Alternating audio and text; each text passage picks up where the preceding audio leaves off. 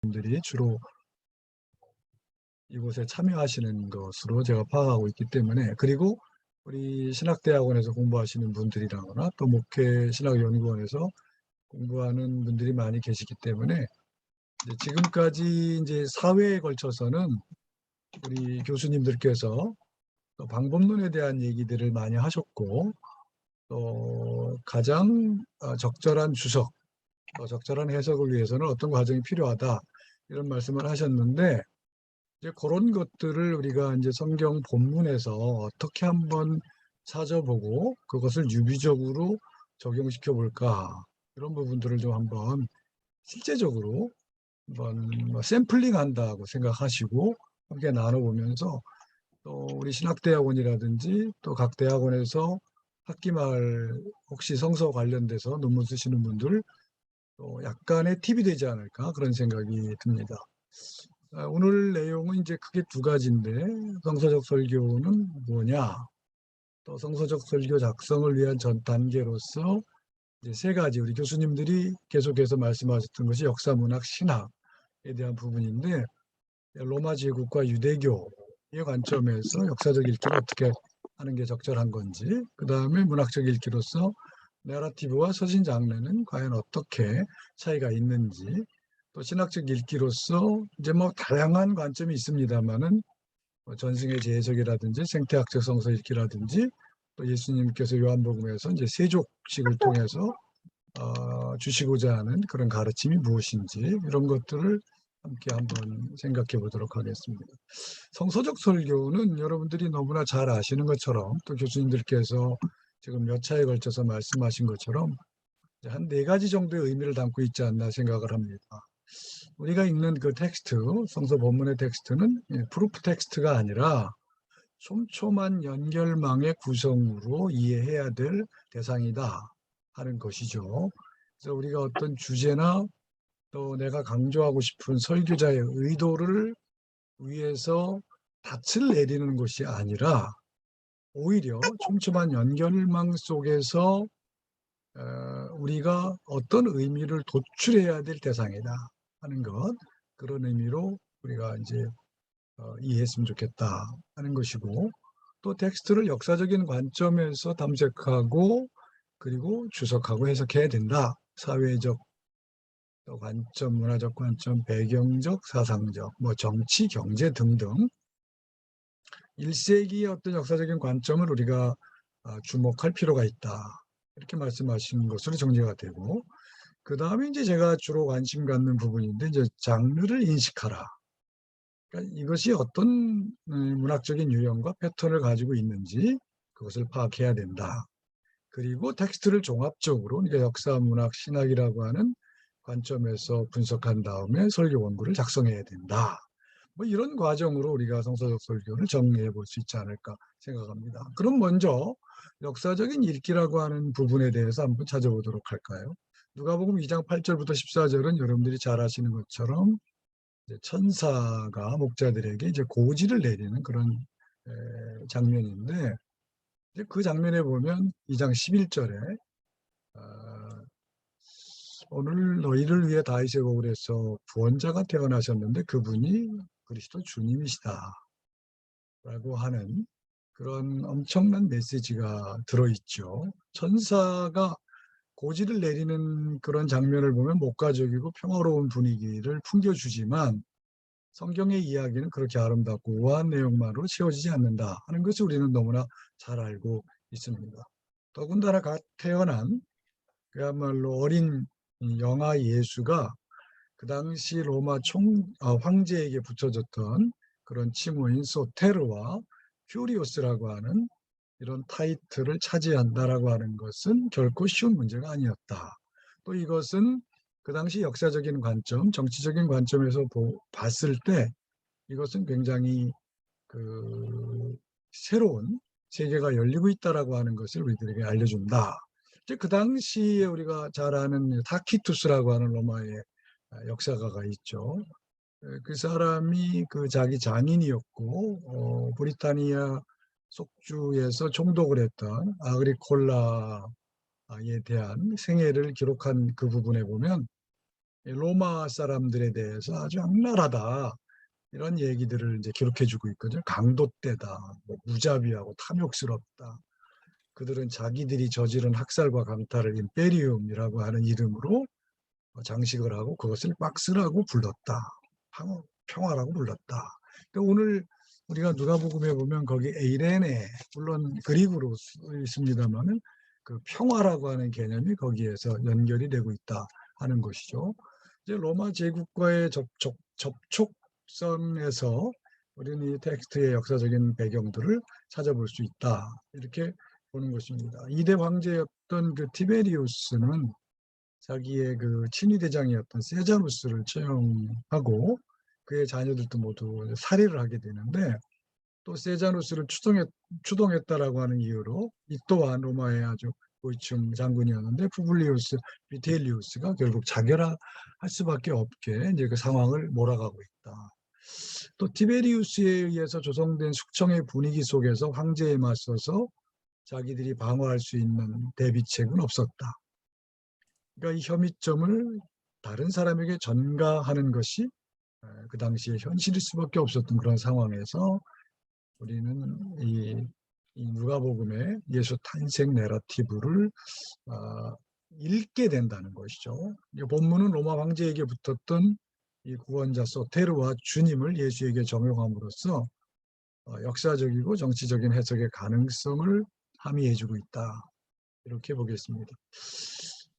우리가 또 유대교와의 그 접촉점을 상상해 볼 수 있는데, 예수님의 탄생 전에 예루살렘 성전과 그 딸린 성소는 악세스 문디, 이제 세상의 중심, 세상의 축이었죠. 그래서 예수님의 탄생 고지가 그 목자들에게 임했다라고 하는 것은 예수의 탄생과 함께 이스라엘 종교와 유대교와 그들의 삶의 중심인 성전의 중요성이 축소되는 것을 함축해주고 있다. 이렇게 말할 수가 있고, 이제 그것은 결국 독자로 하여금 이 본문이 가지고 있는 가치 전복과 역전이라고 하는 주제를 통해서 예수의 도래와 함께 새로운 세계가 펼쳐질 것을 직감하도록 만드는 그런 하나의 모티브가 된다. 이렇게 보겠습니다. 이제 문학적인 읽기에서는 이제 우리가 구약의 이제 많은 부분이 이제 내러티브 장르이죠. 뭐 시편이라든지 뭐 잠언 이런 문학을 빼고는 대부분이 이제 내러티브 장르를 차지하고 있는데, 우리가 이 누가복음 1장 1절에 보면 1장 1절로 4절에 보면 그 누가의 후원자였던 이 데오빌로에게 헌정하는 그런 내용이 나와 있는데, 여기 보면 우리 가운데서 이루어진 일들에 관한 이야기들을 엮어보려고 많은 사람이 손을 대었다 할 때 이 디에게신 베린 이러면서 이제 베리톤 이 프라그마톤 이 나오는데, 여기 이제 디에게시스라고 하는 이 단어가 이제 내러티브 서사라고 하는 것이죠. 그러니까 이야기가 포함된 글이다 이렇게 번역할 수 있는데, 이제 우리 성경에는 이제 내력으로 번역이 되어 있기 때문에 그 뉘앙스가 잘 살지는 않는데, 이 복음서 문학은 대개가 이 디에게시스라고 하는 그 문학 장르에 근거해서 이야기가 있는 그런 글을 써내려가고 있다 하는 것이죠. 모든 이야기가 그렇듯이 서사, 이 내러티브도 촘촘한 문학적인 연결망으로 짜인 것이 특징이다 이렇게 말할 수가 있겠고, 내러티브 양식에 따라서 이 복음서들이 기록돼 있다.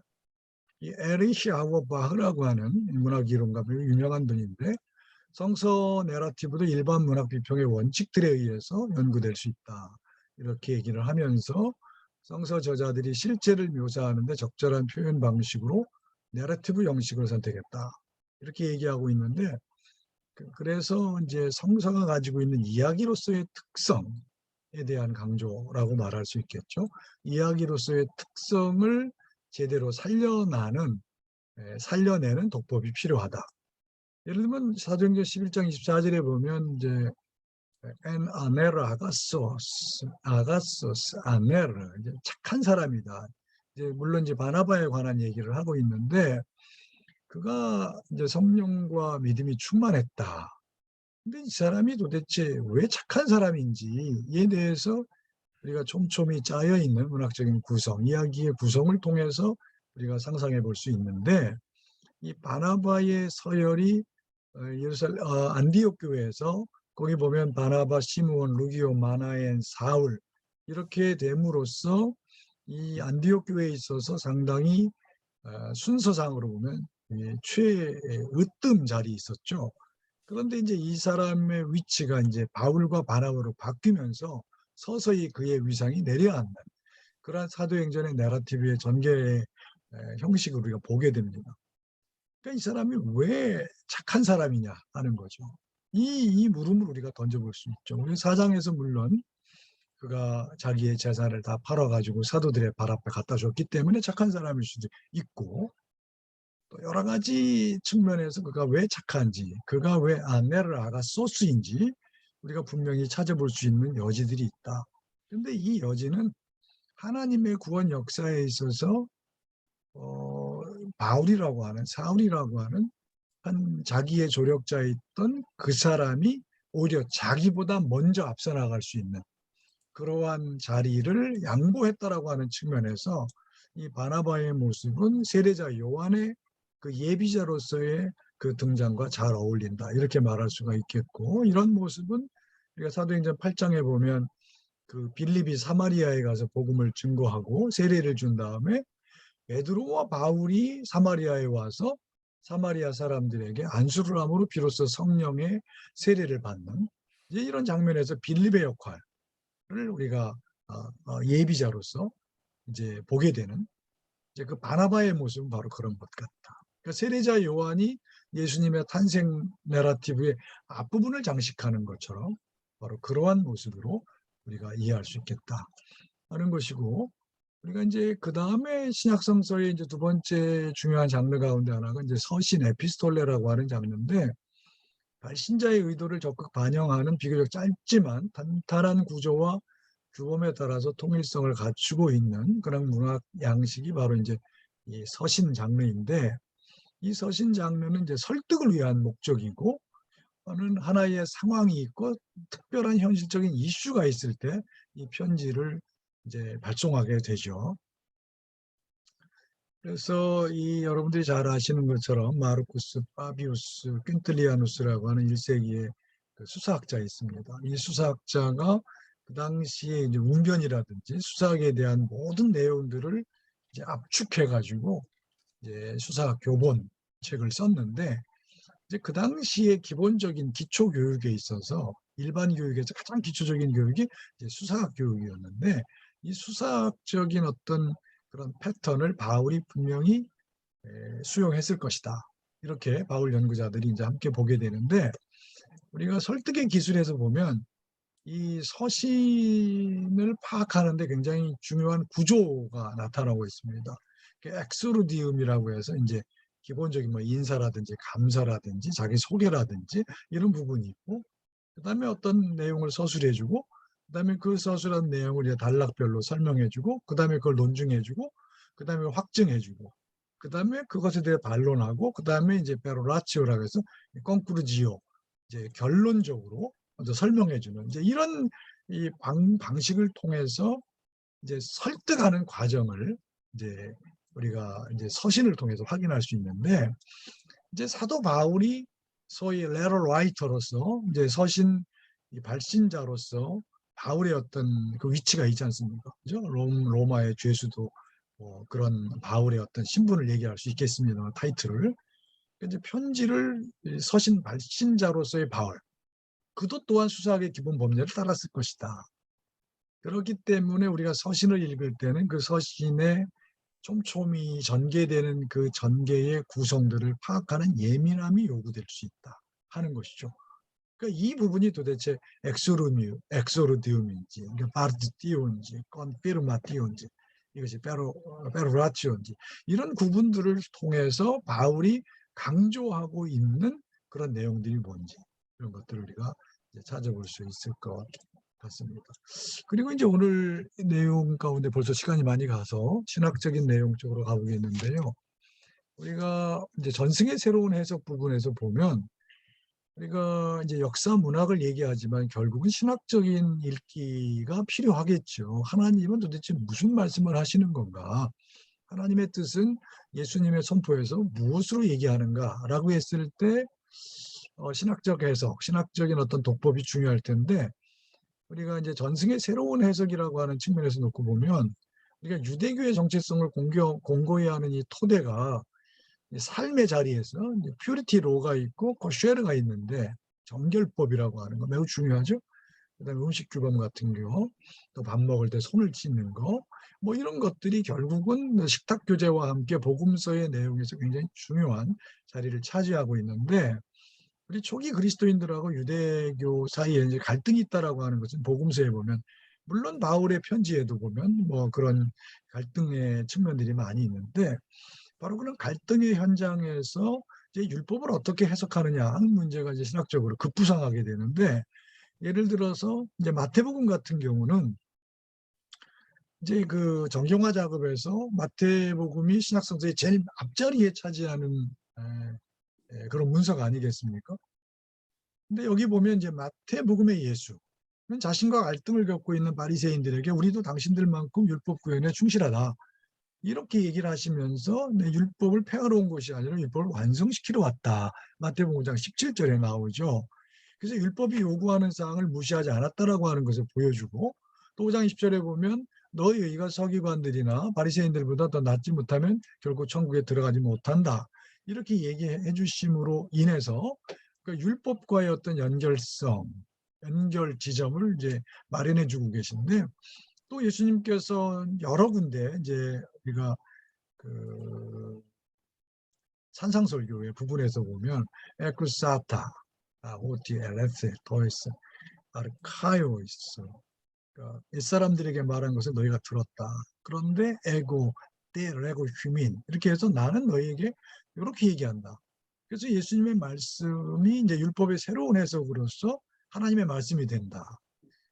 그렇기 때문에 마태 공동체는 바리새인들처럼 의를 행하려고 어떤 표피적 의를 행하려는 동기가 컸지만은 그들이 실천해야 하는 의라고 하는 것은 하나님의 의다라고 하는 것을 밝혀주고 있습니다. 그래서 마태복음의 예수님은 하늘에 계신 아버지의 뜻을 행하는 것이 중요하고 아버지의 뜻은 율법을 협소하게 하거나 피상적으로 해석하는 것과는 무관하다. 이렇게 강조해 줌으로써 유대교의 어떤 전승을 새롭게 해석하는데 상당히 중요한 역할을 하고 있다. 이런 얘기를 할 수가 있겠고 누가복음 25장에 보면 이제 선한 사마리아 사람의 비유가 나오는데 이 부분도 율법 해석과 관련해서 중요한 요점 우리들에게 제공해 줍니다. 우리가 잘 아는 것처럼 사마리아 사람들도 율법을 가지고 살았죠. 물론 유대인들과는 다르게 읽었을 뿐이죠. 레위기 19장 8절에 보면 이웃을 뜻한 이 레아가 이제 이스라엘 백성들에게 한정돼서 이제 사용되고 있는데 레위기 19장 34절에 보면 이제 계약의 경직성이 유연해지면서 율법이 이미 포용적인 특성을 장착하고 있다라고 하는 것을 이미 그 19장 안에서 게르라고 하는 그 거류민들, 나그네들, 외국인들에 대해서 어떤 포용성을 이제 이미 거기서 발휘하고 있다 하는 거예요.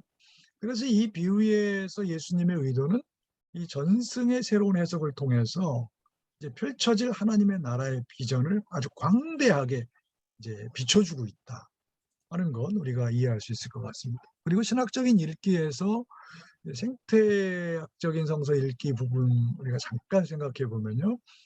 우리가 마태복음, 마가복음 등에 보면 세례자 요한이 이제 광야에서 자급자족하는 그런 모습이 있고 또 예수님께서 마가복음 1장에 보면 시험 기사에 보면 이제 에리온, 들짐승과 함께 하시는 장면이 나옵니다. 이런 장면들을 통해서 보면 우리가 이제 생태학이라든지 뭐 채식주의라든지 동물권이라든지 뭐 이런 부분에 대해서 소위 현대 사회에 중요하게 다룰 수 있는 이런 이슈들을 우리가 어떻게 우리가 취급하고 그것을 해석할 건가라고 하는 것에 대해서 우리가 신학적으로 한번 읽어볼 수 있는 여지들이 있다. 그리고 이제 세례자 요한 같은 경우는 성전과 주변 도시들의 부패와 오염도를 거부하려는 적극적이고 저항적인 행동으로서 이 야생에서 광야에서 얻은 음식을 먹고 생존했다.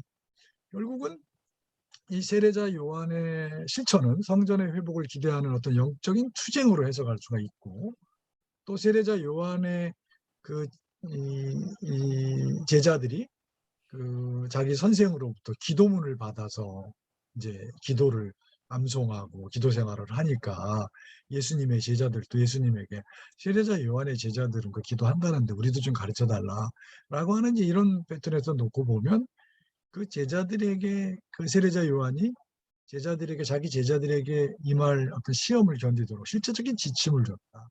그러니까 결국은 예루살렘 성전이 그 당시에 세상의 중심이었고 악세스 문디 또 생명의 어떤 근원, 생명을 주는 물의 근원으로 생각이 됐지만 이런 세례자 요한의 행동은 성전 당국자들을 향한 분명한 논박이면서 변혁적인 행동으로 이해할 수가 있겠다. 이렇게 말할 수 있겠습니다.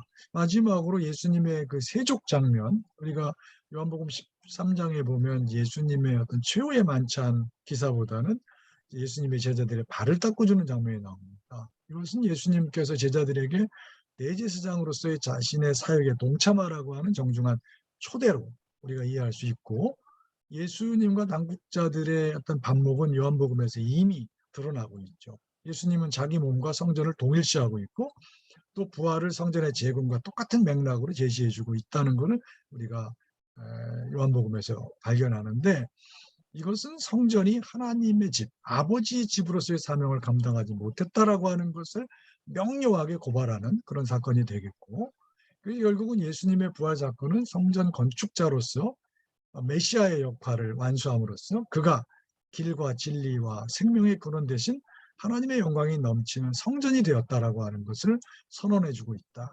그래서 엔타이 템플 애티튜드를 보여주고 있다. 그러니까 과연 성전은 무엇이고 예수의 제자직은 무엇이고 하나님이 원하시는 골은 터미누스는 어디냐라고 하는 것을 이제 밝혀내고 있다 하는 것이죠. 시간이 너무 많이 한 5분 정도 간 것 같은데, 성경적 설교라고 하는 것은 결국은 이제 역사, 문학, 신학, 우리 교수님들이 많이 강조해 주셨는데, 이제 그런 것들을 이제 우리가 어떤 다양한 그런 분석들 그리고 자료들, 이런 그 경험들, 이런 것들을 통해 독서의 경험들을 통해서 이제 그러한 자료들을 우리가 좀 축적해냄으로써 그 본문의 이야기들을 조금 더 보다 더 환하게 읽어낼 수 있는 여지를 찾아내야 되는 것이 아니냐.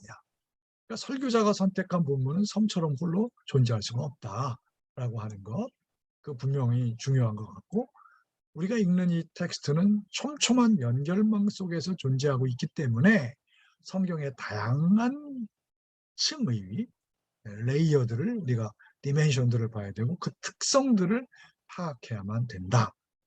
이렇게 말씀드리고 싶습니다. 네, 네, 감사합니다. 수고하셨습니다. 예, 아주 이 성경을 어떻게 읽어야 되는지, 또 성경을 읽으면서 이것을 설교를 어떻게 해야 되는지에 대해서 아주 자세하게 말씀을 하셨습니다. 일단 여기에 대해서 혹시 뭐 질문과 또 뭐 궁금한 점들, 또 혹은 또 하고 싶은 얘기들 있으시면은 이렇게 말씀을 해주셨으면 좋겠습니다. 그 조직 그 신학적 설교 이야기하고서 그다음에 이어가면 좋지 않을까요? 그럴까요? 예, 그러면은 바로 우리 그 김성원 교수님 강의를 먼저 하고, 그리고 전체적으로 그러면 이제 총괄을 해서 또 토론을 하도록 하겠습니다. 두 번째로 오늘 그 강의를 해주실 교수님은 지금 김성원 교수님이시고요. 지금 서울신학대학교 신학과 학과장으로 섬기시고 계십니다. 김성원 교수님은 서울신학대학교를 그리고 신대원을 이제 졸업하시고 미국의 이제 그 클레어몬트 신학교에서 이제 그 석사와 박사 학위를 하셨고요. 조직신학으로 박사 학위를 하셨습니다. 그리고 이제 서울신대 오셔서 지금 가르치고 계시고요. 오늘은 이제 조직신학적으로 또 설교와 함께 연결하셔서 좋은 강의를 해 주실 것입니다. 우리 그 김성원 교수님, 예, 강의 부탁드리겠습니다. 안녕하세요. 제가 이제 새로 학생들 만날 때마다 쓰는 PPT가 있는데 제가 좀 처음 뵙는 분들도 좀 계시고 그래서 제 소개를 좀 하고 넘어갈까 합니다. 양해해 주시면 감사하겠고요. 일단 화면을 공유하면서 간략하게 소개를 드리겠습니다. 지금 우리 김영락 교수님께서 소개를 해주신 것처럼 저는 서울신대 신학과를 나왔고요. MDB 조금 하다가 이제 미국 클레먼트 신학대학, 캘리포니아에 있는 클레먼트 신학대학원에서 이제 석사를 하고 건너가서 길 건너에 또 일반 대학원이 있습니다. 거기서 대학원대학교에서 이제 졸업을 하게 됐는데요. 졸업 논문은 그때 과정 속에 있는 성령론, Pneumatology in Process, 그래서 과정 철학, 화이트헤드의 철학을 이용한 복음주의적인 성령론, 그래서 몰트만과 화이트헤드를 주로 사용했던 기억이 납니다. 이거는 제가 이제 유학 생활하면서 합리적인 신학에 이렇게 좀 막다른 골목에서 많이 헤맸습니다. 여러 해를 헤매다가 제가 찾은 돌파구가 내 신학이 굉장히 합리주의적이구나 하는 걸 깨닫게 됐어요. 그래서 저는 안 그런 줄 알았는데 정말 그렇더라고요. 그래서 이제 반성하면서 성령님에 대해서 거기서 이제 독학으로 공부를 하기 시작했고, 그래서 이 논문은 어떻게 보면은 합리주의자가 성령론으로 회심하면서 남긴 어떤 신학적인 간증이다, 이렇게도 얘기할 수가 있을 것 같습니다. 지금 하고 있는 일들 쭉 적어봤는데요. 글쎄요, 여러분 참고해 주시고, 지금 서울신대에서는 이제 웨슬리 신학연구소장으로 섬기고 신학과 학과장으로 최근에 섬기게 됐고요. 지역목회 지원센터 소장으로 또 섬기고 있고요. 지금 출석하는 교회는 은평교회입니다. 책을 한 권 소개를 드리고 또 제가 요즘에 쓰는 글을 좀 소개해 드리고 싶은데, 우리 장모님은 책 팔아서 집 사게 해달라고 많이 기도하시는데 제가 보니까 그건 불가능할 것 같고요. 책은 안 사셔도 괜찮습니다. 그냥 양반이 무슨 생각하고 있나 하는 거를 좀 공유하면 좋을 것 같고요. 최근에 쓴 그 책으로는 기독교 세계관 책을 하나 썼습니다. 인생이 묻고 기독교가 답하다라는 책을 썼는데 성도님들은 좀 힘들다고 그러더라고요. 약간 어렵다 이런 얘기가 있었고요. 이제 학교 교재로 사용하고 있고요. 그래서 기독교 세계관을 성결교회 안에서도 좀 하고 싶어서 이렇게 글을 쓰게 되고 책을 쓰게 됐습니다. 최근에 쓰는 논문은 조금 됐습니다만 4차 산업혁명과 교회론의 방향이라는 이런 논문을 썼는데요. 그전에는 뭐 자본주의 세계화와 교회 해가지고 계속해서 현대사회의 문제와 거기에 대한 기독교적인 어떤 담론, 답변, 이제 이런 것들을 추구하는 것이 저의 방향인 것 같아요. 그래서 작년에는 화이트헤드 철학의 변증학적 공헌, 그래서 오랜만에 제가 전공했던 화이트헤드 철학을 변증학적으로 어떻게 써먹을 수 있을까라는 걸 정리했던 기억이 나고요. 올해 제가 작성한 논문은 유발 하라리에게 답하다라고 해서 유발 하라리가 가지고 있는 굉장히 강력 뭐라 그럴까요? 굉장히 용기 있다고 그럴까? 급진적인 그런 기독교에 대한 비판, 기독교를 허위, 거짓 이야기로 우리 호모사피엔스가 필요로 하는 거짓 이야기로 풀어내는데 그 부분에 대해서 좀 답하는, 그래서 제가 공부하는 방향을 아마 여러분들이 대강 보실 수가 있을 것 같습니다. 그래서 한 가지 양해를 구할 것은 제가 설교학자가 아니기 때문에 굉장히 참 부담스러운 사실은 시간이었고요. 그래도 우리 윤철원 교수님께서 또 제가 설교 대학원에도 있었기 때문에 좀 하라고 해서 제가 한번 준비를 해봤습니다. 혹시 잘못된 부분이 있다면 설교를 전공하시는 우리 교수님들 계시니까 지적해 주시면 감사하겠고요. 오늘 제목은 설교에 있어서 교리의 중요성에 대해서 간략하게 발제를 해보려고 합니다. 첫 번째로 하고 싶은 얘기는 포스트 모던 시대가 우리 기독교를 탈교리화시키는 위험을 가져다 주고 있다라고 하는 것입니다.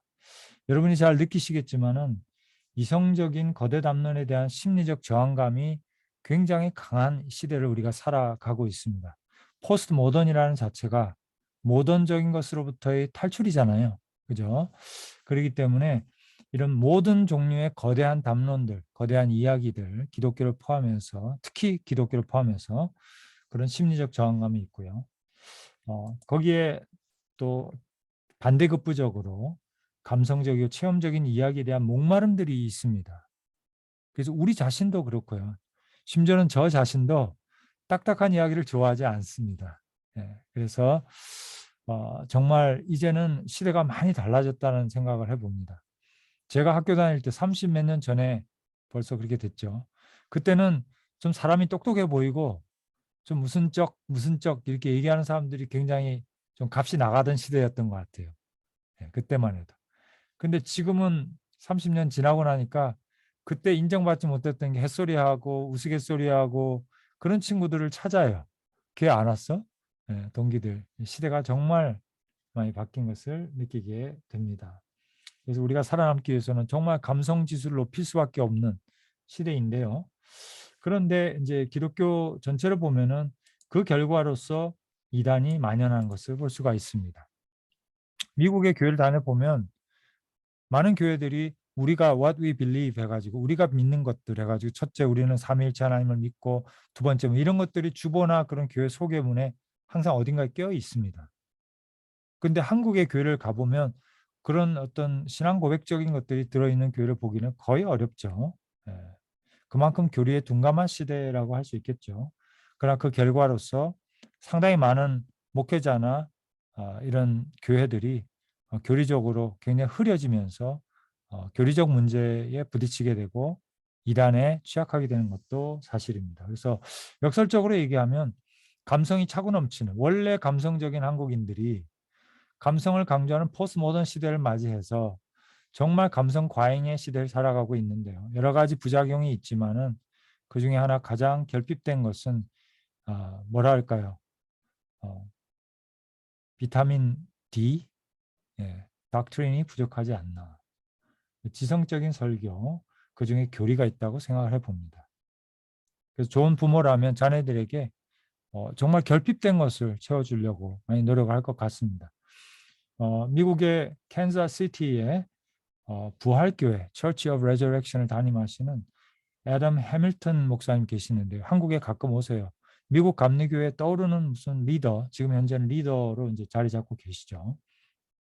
그분이 가끔 한국에 오실 때 제가 통역한 적이 있는데 그분이 강조하는 것 중에 하나 뭐냐면 자신의 설교가 사람들의 청중들에게 성도들에게 지적 도전을 주고 지식적으로 하나님에 관한 지식적인 성장을 추구하는 그러한 설교를 한다라는 말이 참 기억에 남습니다.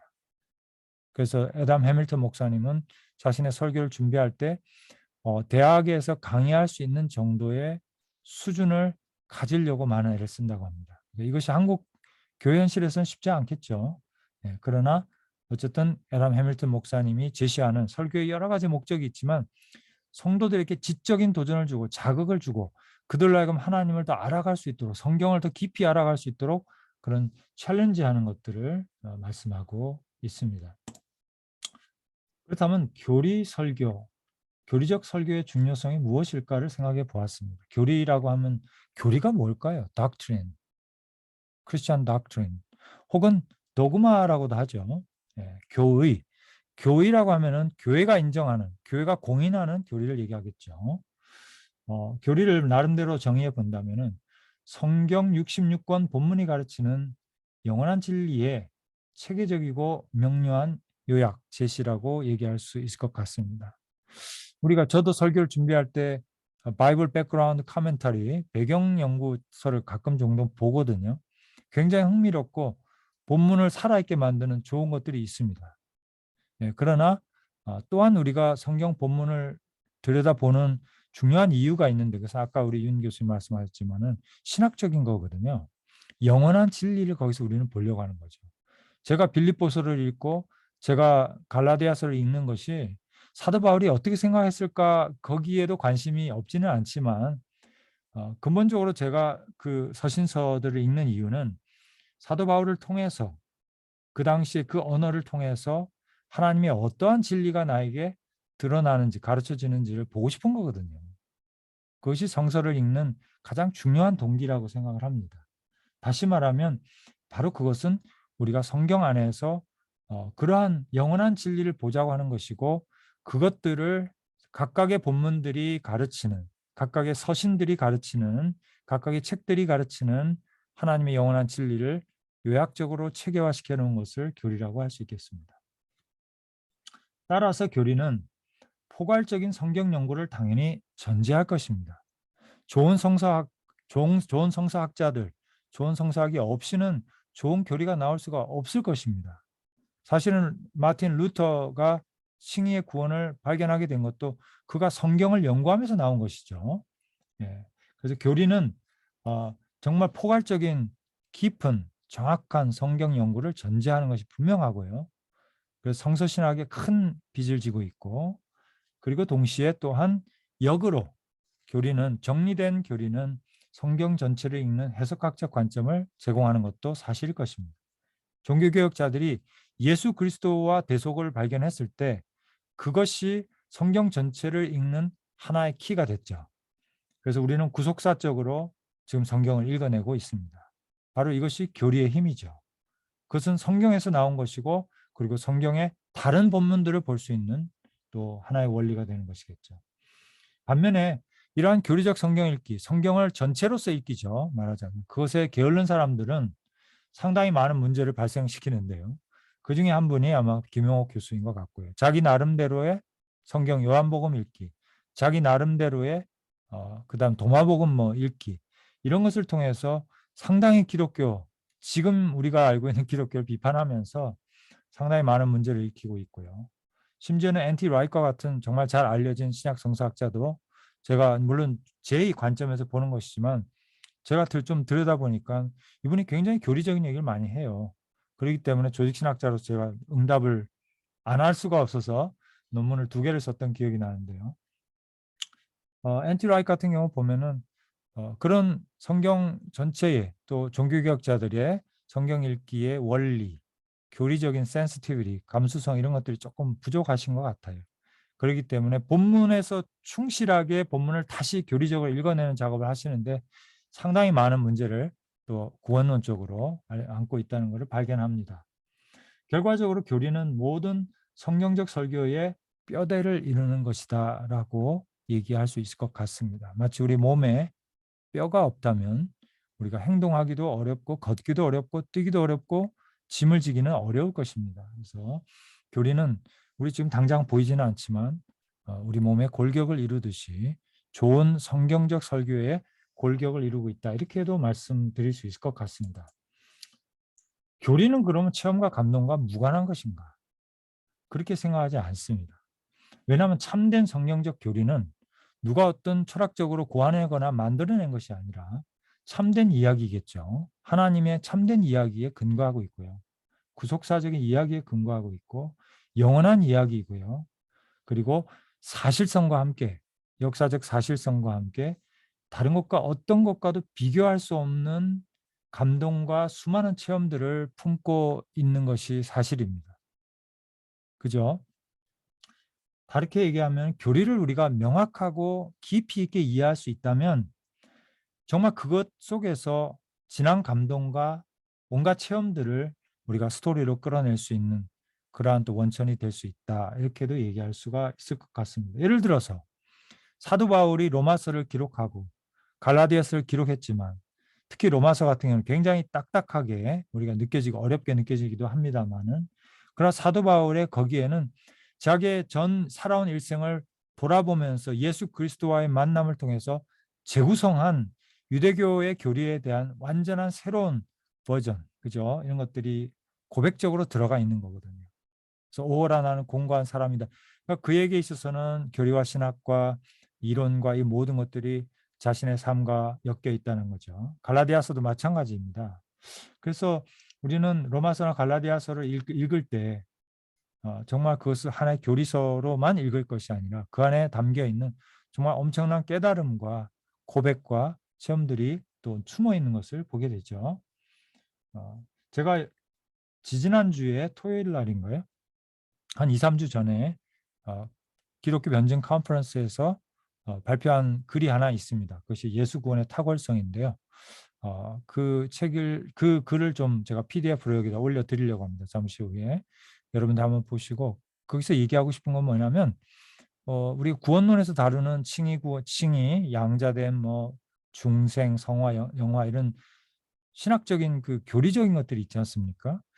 그런 것들이 실제적으로 무엇을 의미하는지를 좀 써보려고 했습니다. 여러분 보시면 정말 칭의의 교리가 얼마나 마르틴 루터에게 심리적 해방을 주었는지, 자기가 스스로 자기 자신이 될 수 있는 용기를 주었는지, 다른 사람들의 시선을 의식하지 않고 자신의 연약함을 내어놓을 수 있는 그런 자유함을 주었는지, 이런 칭의라고 하는 이 딱딱한 교리가 얼마나 우리에게 체험적으로 많은 것을 의미하고 또 해방을 줄 수 있는지, 이런 것들을 좀 한번 나눠보고 싶어서 글을 썼던 기억이 납니다. 교리적 설교의 실제를 간단히 소개해 본다면 존 웨슬리의 예를 한번 들어보고 싶습니다. 존 웨슬리의 설교의 특징을 보면은 여러분 읽어보셔서 알겠지만 매우 논리적이고 교리적입니다. 저는 웨슬리의 설교를 읽으면 머리가 맑아져요. 왜냐하면 거기에는 무슨 스토리나 이런 게 아니고 1, 2, 3 해가지고 조직신학 책을 읽는 것 같습니다. 마치 뭐 우리 폴 틸리의 책을 읽는 조직신학을 읽으면 좀 좌뇌가 맑아지지 않습니까? 네, 그런 느낌이 좀 듭니다. 그만큼 옥스퍼드에서 대학에서 굉장히 그런 훈련을 받았고요. 교리적이고 논리적입니다. 심지어 성경의 가르침에 대한 반론들을 아까 우리 윤 교수님께서 그 서신 양식을 말씀하셨지만 웨슬리가 받았던 옥스퍼드 교육도 마찬가지로 변증과 설득을 위한 논쟁적인 그런 능력을 키우는 데 목적이 있었기 때문에 유사한 교육을 받은 거죠. 그래서 항상 설교에서 많은 경우에 반론을 다루고 있습니다. 사람들은 이걸 이렇게 반대하지만 그러나 그것은 그렇지 않다. 그렇게 다루고 있습니다. 그래서 굉장히 지성적이고 논쟁적이지만 그러나 진리에 대한 무엇이 하나님의 진리인가에 대한 분명한 헌신을 보여주고 있습니다. 그런데 이 설교가 부흥운동을 일으켰다는 거예요. 물론 여기엔 여러 가지 요소가 있을 것입니다. 그리고 시대적인 어떤 18세기의 어떤 한계도 있을 수가 있습니다. 그러나 어쨌거나 가장 교리적인 설교를 전개했던 존 웨슬리가 심지어는 당시의 부흥사이면서 감성적인 설교로 사람들을 매료시켰던 조지 위필드의 설교보다도 더 영향력을 가질 수 있었고 또 더 나아가서 오래도록 그렇게 영향을 주고 있다는, 그래서 감리교회 설교와 교리의 표준이 됐죠. 지금 읽어봐도 상당히 우리에게 탁월하다는 느낌을 주고 있습니다. 마지막으로 그러면 우리는 교리적 설교를 어떻게 조금 더 교리적으로 준비된 뼈대가 살아있는 설교가 될 것인가 한번 생각해 봤는데요. 제가 오타가 있네요. 그 웨슬리의 신학을 흔히 많이 들어보셨겠지만 사변형이라고 얘기합니다. quadrilateral, 그죠? quadrilateral 이 설교적이 방법론이라고 합니다. 존 웨슬리는 먼저 성경을 가장 기반으로 해서, 그분은 헬라어 교수였죠. 그래서 헬라어에 능통했고 헬라어 원전으로 성경을 읽었고요. 깊이 있는 성경 연구를 했습니다.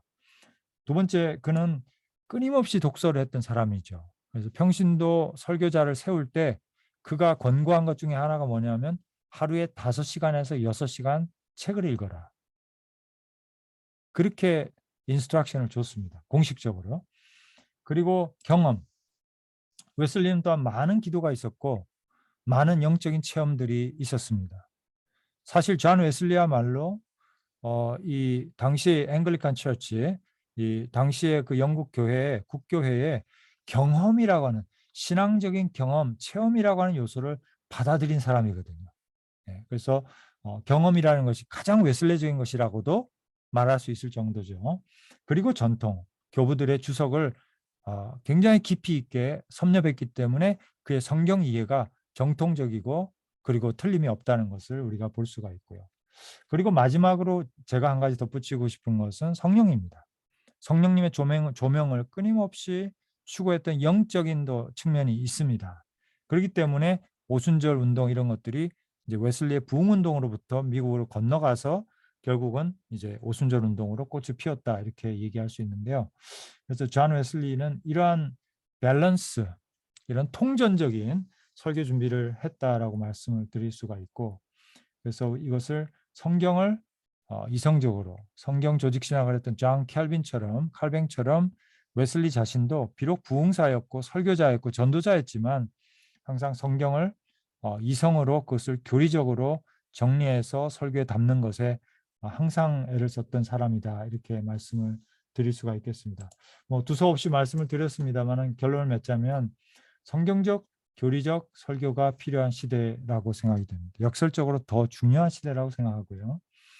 성경의 진리를 요약한 교리는 설교의 뼈대와 골격이 되고 그 자체로도 감동적인 설교가 된다라고 생각합니다. 저는 개인적으로 설교자가 과연 어떤 설교를 해야 될까를 생각할 때 한 가지 제가 생각하는 것은 하나님 앞에서 꾸중 듣는 설교를 하지는 말아야 되겠다는 생각입니다. 그럼 어떤 설교가 하나님 앞에서 책망받을 것인가? 제가 볼 때는 잘못된 컨텐츠, 잘못된 가르침, 교훈을 전달하는 설교가 가장 심각한 오류 문제가 될 거라고 생각을 하거든요. 그래서 아무쪼록 우리 설교자들이 그런 조직신학적 혹은 교리적인 건전성과 그리고 깊이 있는 이해를 깔고 설교하신다면 이 시대에 오히려 가장 블루오션이잖아요. 아무도 그렇게 안 하니까. 무슨 제가 알기로는 김남준 목사님 이런 분들이나 그렇게 딱딱하게 설교하지 교리적인 설교에 그렇게 깊은 관심이 없는데 오히려 여러분들이 그런 정통적인 그런 것에 충실한 그런 기본에 충실한 설교를 할 수 있다면 좋겠다. 이렇게 생각을 해 보았습니다. 이상입니다. 감사합니다. 예, 수고 많으셨습니다. 감사합니다. 자, 오늘 그래서 이 윤철원 교수님, 그다음에 김성원 교수님 두 분께서 이렇게 예, 강의 설교를 위한 또 성서 읽기, 그다음에 성서 해석, 그다음에 또 교리 설교에 대해서 이렇게 말씀해 주셨습니다. 이 두 분의 이제 그 귀한 강연을 아주 많이 배웠습니다. 이제 그 여러 가지 혹시 이제 궁금하신 점과 질문 또 토론을 위한 여러 가지 말씀들을 좀 듣는 시간들을 갖도록 하겠습니다. 예, 자유롭게 말씀해 주시고 또 질문해 주시기 바랍니다. 예, 우리 손동식 박사님. 예. 마이크가 안 나와, 마이크.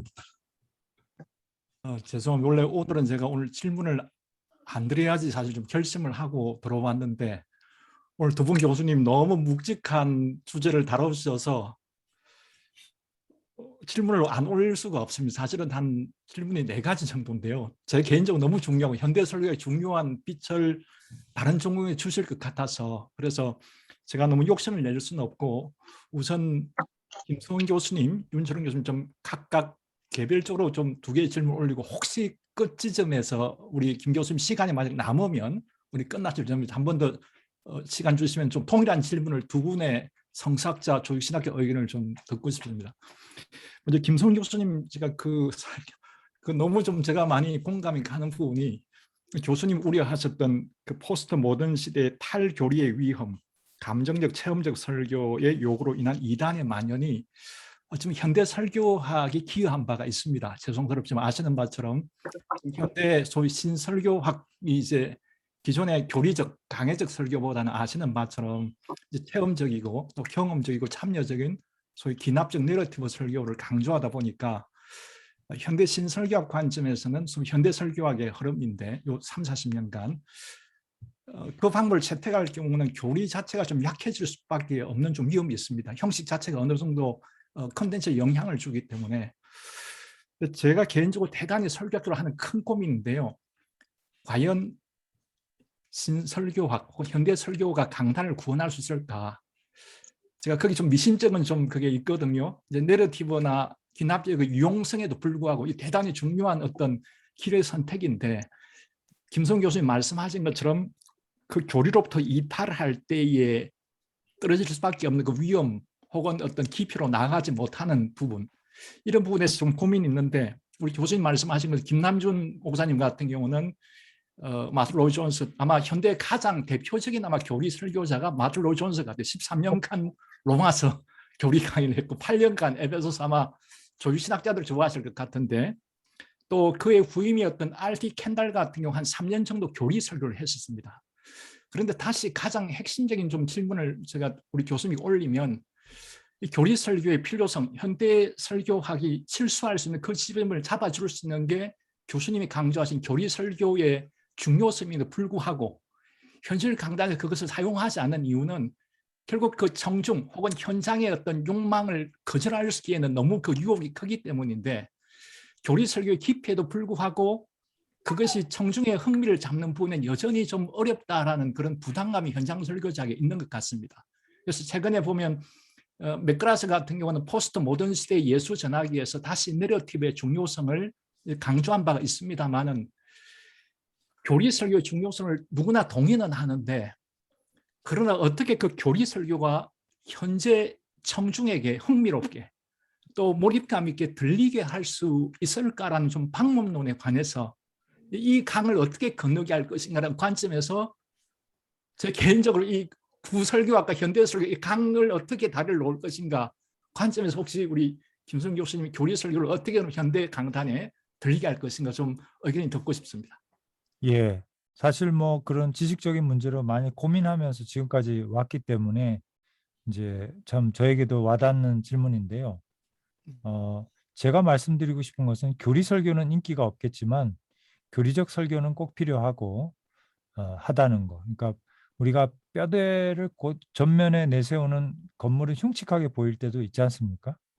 네, 그래서 그 안에 뼈대는 안에 있어도 괜찮으니까 교리 설교보다는 교리적 설교가 좋을 수도 있다고 생각하고, 또 하나는 아까 제가 말씀드린 것처럼 교리에 대한 정말 깊이 있는 인식, 교리라는 것이 어떤 철학적 체계가 아니죠. 좋은 교리는 성경의 진리를 요약해 놓은 것에 불과하기 때문에, 그렇죠. 그렇기 때문에 성경의 모든 이야기와 하나님의 모든 이야기가 담겨 있다고 봅니다. 그래서 우리가 칭의의 복음을 얘기할 때 인간 루터의 그 고뇌와 깨달음과 해방과 그 자유함과 이런 것들 속에서 칭의가 전해진다면 얼마나 그것이 파워풀하고 정말 흥미로울까 하는 생각을 해봅니다. 그래서 얼마든지 그 교리적 컨텐츠는 교리에 대한 깊이 있는 정확한 바른 이해를 통해서 스토리화 될 수 있고요. 예를 들면 베드로 사도가 전한 베드로후서 1장에 나타난 그 성화에 관한 복음 있지 않습니까? 하나님께서 놀라운 약속을 주셔서 우리를 하여금 그 하나님의 성품에, 신의 성품에 참여하는, 그죠? 그 길을 열어주셨다라고 하는 이 고백들은 사실은 베드로의 삶으로 또 풀어낼 수 있는 것이기 때문에 제가 볼 때는 교리라고 하는 것에 대한 우리의 선입견과 오해가 오히려 장벽이지 않을까, 그렇게도 생각해 봅니다. 예, 알겠습니다. 합니다. 제가 이어서 여기까지만 하고 빠지겠습니다. 네. 그 우리 윤철원 교수님 그건데 역시 이 현대 설교학에서는 큰 갈림길에 서 있다고 생각하는데, 우리 아까 윤 교수님 그 말씀하신 강의 중에 사도 바울이 당시에 퀸틸리아누스 같은 고대 수사학을 집성한 그 수사학자들의 그 방법들을 서신서에 도입했을 것이다라는 그 대단히 그 신선한 동차를 주시고, 또 어떤 분은 그 비엘 맥인가 그 학자는 바울 서신은 그 퀸틸리아누스의 수사학적 관점에서 볼 때만 올바르게 해석할 수 있다라고까지 대담하게 선언한 분도 계신데, 여기 제가 좀 현대 설교학에서 대단히 중요한 기록에서 좀 제가 여쭙고 싶은 것은 제 설교학적으로 제 개인적인 고민이기도 한데요. 뭔가 지금 현대 강단이 현대 청중과 소통이 안 된다는 느낌을 좀 받을 때가 있습니다. 특히 온라인 환경으로 접어든 이후에. 왜냐하면 지금 일반 우리 그 다큐나 강연 TV 프로그램이 대단히 지금 거기 영상, 그림, 또 여기 마이크 없이 이렇게 움직이며 하는데, 지금 저희 강단은 제 초등학교 때하고 똑같거든요. 강대상 하나 놓고 하는 방식이 똑같은데 뭔가 어떤 위기의식이 좀 있습니다. 그래서 제가 개인적으로는 최근에 설교학 책을 좀 보다가 설교학 책보다는 바깥쪽 책을 좀 많이 읽습니다. 오래전에 김성 교수님이 이제 바깥쪽 자연계시를 말씀하셨는데, 그 설교학 책에서 제가 어떤 느낌을 좀 받냐면, 저도 현장 목회를 좀 했었는데 뭔가 구멍이 많이 빠졌다는 느낌을 받아요. 그러니까 대부분의 설교학책을 보면 설교 신학, 설교 역사, 해석학 이런 것들을 깊이 다루는데 책들의 내용도 다 비슷하고 막상 강단 위에서 어떻게 소통할 것인가는 별로 다루지 못합니다. 왜냐하면 설교학자는 현장 설교자나 커뮤니케이터가 아니라 사실 신학자에 가깝기 때문에 강단에서 실제 무슨 일이 일어나는지 잘 모르신다는 느낌을 좀 받아요. 그러다 보니까 특히 최근 같은 경우 4차 혁명, 영상혁명, 온라인으로 넘어가다 보니까 기존 설교학의 방식, 이 형식들을 몇 가지 제시하지만 그것만으로는 좀 역부족이라는 느낌을 받습니다. 그래서 오히려 지금의 더 뛰어난 패드라든지 더 앞서가는 어떤 커뮤니케이터들의 영감을 좀 더 현대 설교학에 좀 흡수해야 될 때가 아닌가라는 생각들을 하는데, 아까 교수님 퀸틸리아누스의 그 당대 수사학을 바울이 채택한 것처럼 만약 현대 설교학이 현대의 커뮤니케이션 원리들을 채택하고 끌어들일 때, 아까 그 영상이라든지 혹은 PPT 그림을 다 포함해서 끌어들일 때 성서학자로서 좀 우리가 주의하거나 좀 참고하거나 혹은 어떤 바운드리로 좀 삼을 수 있는 어떤 그 한계랄까, 좀 그런 원리들을 제시해 주시면 저희가 좀 현대 커뮤니케이션의 발전에서 어떤 그 안정적인 성경적인 좀 바운드리 좌표를 설정할 수 있을 것 같습니다. 그래서 바울이 킨틀리아누스를 채택했듯이 우리가 만약 현대 커뮤니케이션 방법을 채택한다면 어떤 그 룰을 가지고 좀 접근하는 것이 좀 좋을까요? 교수님 좀 의견이 궁금합니다. 굉장히 중요하면서도 제가 답변하기가 좀 어려운 그런 질문도 같다는 생각도 하는데요. 저는 이제 좀 답답한 게 뭐가 있냐면, 예를 들면 이제 교회에 예배당에 와 있는 청중은 예를 들어서 이제 지금 대통령 선거가 있다. 그러면 좀 목사님께서 좀 이 나라의 지도자는 또 하나님의 말씀에 비춰서 또 어떤 사람이 돼야 되겠다. 뭐 꼭 누구를 짚으라는 게 아니라 그러니까 텍스트에 입각해서 정치적인 해석을 할 수 있는, 아까도 말씀드렸습니다마는 정치적인 해석을 할 수 있는 가능성들이 분명 텍스트 안에 많이 들어있거든요. 그러니까 우리가 어떤 조직 문화 속에서도 그런 거 느끼잖아요. 예를 들면 분명히 이건 하나님의 뜻에서는 이거는 정당하지 않은 것 같은데 조직 속에서는 그게 전혀 그 필터링이 되지 않는 것 같다는 그런 아쉬움들이 있다고, 이게. 그러니까 예를 들면 청중이 그럴 거라고 봐요. 우리 목사님께서 예를 들면 예를 들어서 요새 기후 문제, 생태계 문제 이런 거 굉장히 중요한 건데 사회적으로는 목사님의 설교 강단에서는 그런 얘기가 잘 안 나오는 거야. 그러니까 하나님이 진짜 원하는 정치가 뭐다. 하나님이 진짜로 이 세상을 향해서 지금 21세기에 오늘 우리에게 하나님이 원하시는 건 이거다. 정치적으로는 이런 거고, 경제적으로는 이런 거고, 복지적으로는 예를 들면 이런 거다. 그다음에 요새 아까 제가 동물권 얘기도 했습니다마는 이런 문제들 요즘 현대인들한테 관심이 많거든요. 동성애 문제라든지, 동성혼의 문제라든지 이런 부분에 대해서는 교회에서는 들을 수가 없는 거예요. 왜? 사회에서는 전부가 다 그 얘기인데, 비혼 얘기, 혼자 사는 얘기, 그런 얘기거든요. 근데 우리가 구약 성경은 더 엄청난 광범위한 세계가 있습니다만은 신약의 각 텍스트의 세계만 봐도 그 당시 문화와 접촉하려고 얼마나 많은 그 시도들이 있었는지 모른다고. 그 당시에. 그러니까 우리가 바울에 대해서 아니면 또 바울의 후기 문서에 대해서 예를 들면 또 아니면 기타 서신 속에 들어있는 그 세계관에 대해서 우리가 오해하는 부분들이 너무 많은 거야. 근데 그 얘기는 지금 손 박사님 말씀하셨습니다마는 우리가 조금 더 그거를 깊이 연구하고 분석했을 때 바울에 대해서 우리가 오해했던 부분이 있을 것이고 또 그 시대의 정신에 대해서 잘못 알고 우리가 얘기했던 부분들 분명히 있을 거라고요. 이제 이런 부분들에 대해서 그 당시에는 가장 현실적인 언어를 가지고 그들과 접촉을 했는데 지금은 이게 아까 우리 김성원 교수님 닥트린 얘기도 하셨고 또 재미난 설명해 주셨는데 도그마에 대한 얘기도 하시고 했는데 그게 이제 우리가 또 언뜻 들으면 이게 화석화되고 경화된 진리처럼 들릴 수 있다는 거야. 그게 왜 그러냐면 현실의 언어와 현실의 어떤 사안에 대해서 우리가 접근해 주질 않고 그것을 오래된 언어나 오래된 그 양복을 입고 나타나는 것처럼 텍스트는 그렇진 않거든. 텍스트는. 텍스트는 가장 센시티브하고 가장 현장감이 있거든. 그 당시에. 그렇다고 한다면 아까 제가 전승의 재해석 말씀드렸습니다마는 예수님은 그 텍스트, 그 정신, 하나님의 법을 그 시대의 정신을 뛰어넘는 새로운 것으로 활짝 열어줬는데 오늘 21세기 우리는 과연 청중들에게 얼만큼 그들에게 빛을 제시해 줄 거냐. 터널 비전을 보여줘야 되는데 그냥 똑같은 언어, 똑같은 방식, 똑같은 어떤 그런 패턴을 유지하는 것이 아닌가 하는 저 자신의 성찰이에요, 사실은. 그래서 요즘 이제 설교할 때 저는 가능하면 이제 한 주 이상을 계속 그 텍스트 묵상해요. 그래서 묵상하면서 또 기록하고 또 묵상하면서 또 새로. 근데 저 개인의 경험으로 보면 그 묵상을 많이 한 아까 이제 우리 김 박사님, 김성원 박사님 얘기로 얘기한다면 어떤 그 진리 체계 속에서 그거를 자꾸 필터링을 하는 거지. 그렇게 해서 현대적인 옷을 입혀주는 거야.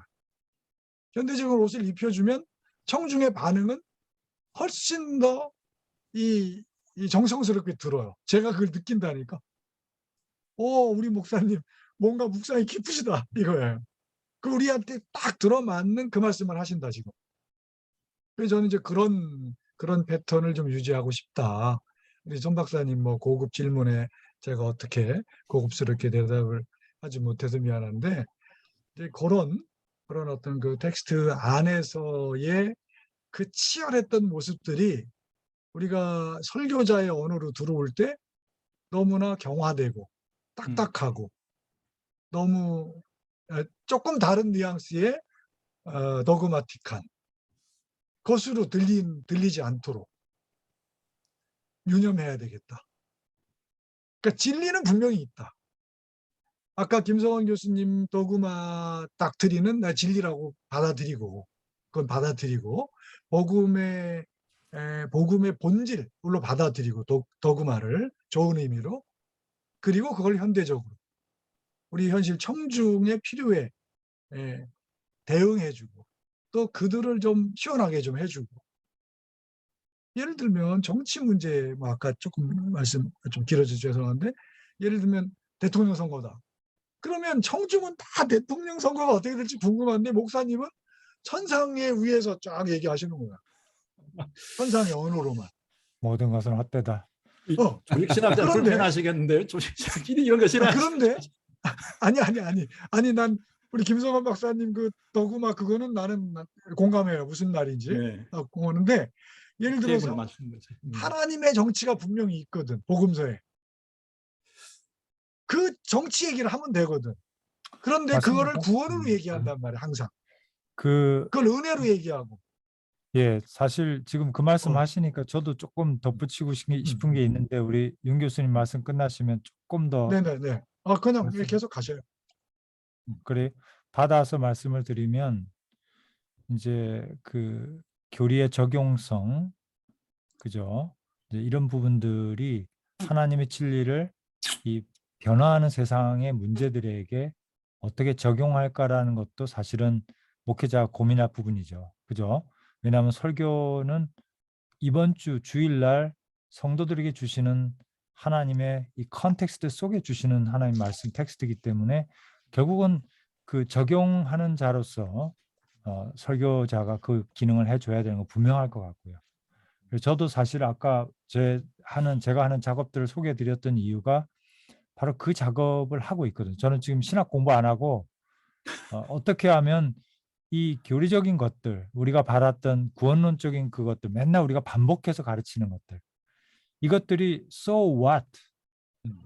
그것이 우리 삶에 무엇을 의미하는가, 어떻게 적용되어야 하는가를 계속해서 지금 두드리고 이제 공부를 하고 있습니다. 자본주의라든지 포스트모더니즘, 그 다음에 뭐 인공지능 이런 과목들 가르쳐가면서 계속 연구를 하고 있는데 사실 윤 교수님 말씀하신 것처럼 이제 그런 분명히 설교자로서 교리적 설교라는 것은 또 하나의 중요한 영원한 것들을 붙드는 것이지만 또 하나의 차원의 말씀을 잘 해주셨는데 그것은 뭐냐면 그것들이 이 세상을 섬기는 데 있어서 어떻게 드러나야 되고 또 이 세상의 문제들에 대해서 어떤 관점으로 나와야 할 것인가에 대해서 지속적으로 우리는 공부하고, 사실 이거는 좀 리스크가 있는 거잖아요. 그죠? 그러나 아까 말씀하신 대로 영원한 것들 속에서 그것을 길어낼 수 있거든요. 그래서 저도 하나 예를 들면은 자본주의, 사회주의, 진보 보수, 오늘 또 우리 학생들하고 기독교 세계관 수업 시간에 그 얘기를 다뤘거든요. 진보 보수에 대해서 청년들은 여러분은 어떻게 생각하느냐?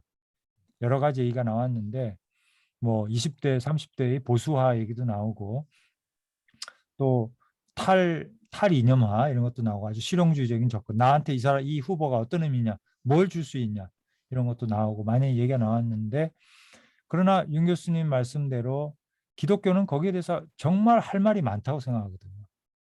거기에는 기독교의 가르침, 성경에 보면 진보적인 가르침, 약자와 가난한 자에 대한 얼마나 많은 구절들이 있습니까? 평등에 관한. 예. 동시에 그러나 성경 안에 또 들여다보면은 개인의 자유와 사적 소유라고 하는 것, 남의 것을, 이웃의 것을 탐내지 말라는 이러한 진보와 보수의 가치들이 어우러져 있고, 어떻게 보면 그 둘 다를 엮어내서 실천하라라고 하는 것이 하나님의 명령이기 때문에 저는 얼마든지 교회가, 설교자가 현실 문제에 대해서 정말 말할 것들이 많이 있다고 생각합니다. 그 부분은 우리가 신학자들과 함께, 목회자들이 함께 고민하고 또 신학자들이 또 목회자들에게 도움을 드려야 될 부분이 아닐까 생각하고요. 또 현장의 목회자들께서는 현장의 문제와 목소리들을 가지고 신학자들에게 도전하고 또 숙제를 주시고, 이런 협업 가운데서 강단이 기독교 세계관적인 또 설교가 또 나와야 된다는 생각은, 정말 그 점에 대해서는 저도 전적으로 동감하고 싶습니다. 예, 감사합니다. 뭐 여러 가지 말씀이 있으셨는데요. 아까 보니까 여기 지금 이제 그 채팅창에 정정 박사님이 교리 설교와 현대 설교와 관련해서 조금 이제 자기가 말씀을 나누고 싶다라고 해서 이제 얘기가 나왔습니다. 그래서 정 박사님 좀 얘기를 해주시기 바랍니다. 네, 기회 주셔서 감사합니다. 우리 두 분 교수님께서 너무 중요하고 귀한 말씀 해주셔서 감사드리고, 특별히 김소원 교수님께서 교리 설교 관련해서 말씀해 주셔서 너무 감사하고요. 또 우리 손동식 박사님께서 그것에 교리 설교를 현대 설교에 잘 반영을 하지 못하고 있었다 하는 말씀을 해주셨기 때문에 여러 목회자님들이 계셔서 이제 현대 설교학에서 그 부분이 조금 더 좀 개선되고 있다는 점들을 좀 나눌 필요가 있겠다 싶어서 좀 요청을 드렸고요. 그래서 우리가 강해 설교하고 뭐 이야기 설교, 또 강해 설교하고 신설교학, 이렇게 너무 대립적인 구도로 지금까지 우리가 보고 있는데, 사실은 이제 한 80년대까지는 현대 설교학에서 그 청중의 경험을 그거를 포커스로 하는 이제 이야기식 설교, 또 신설교학이 주류를 이루다가 이제 90년대부터 그것에 대한 반작용들이 많이 나왔습니다. 그래서 그런 반작용들로 우리가 이야기를 재밌게 듣긴 들었는데 도대체 무슨 이야기를 우리가 들은 거냐, 이런 반성들이 이제 미국 교회에서 많이 나왔어요.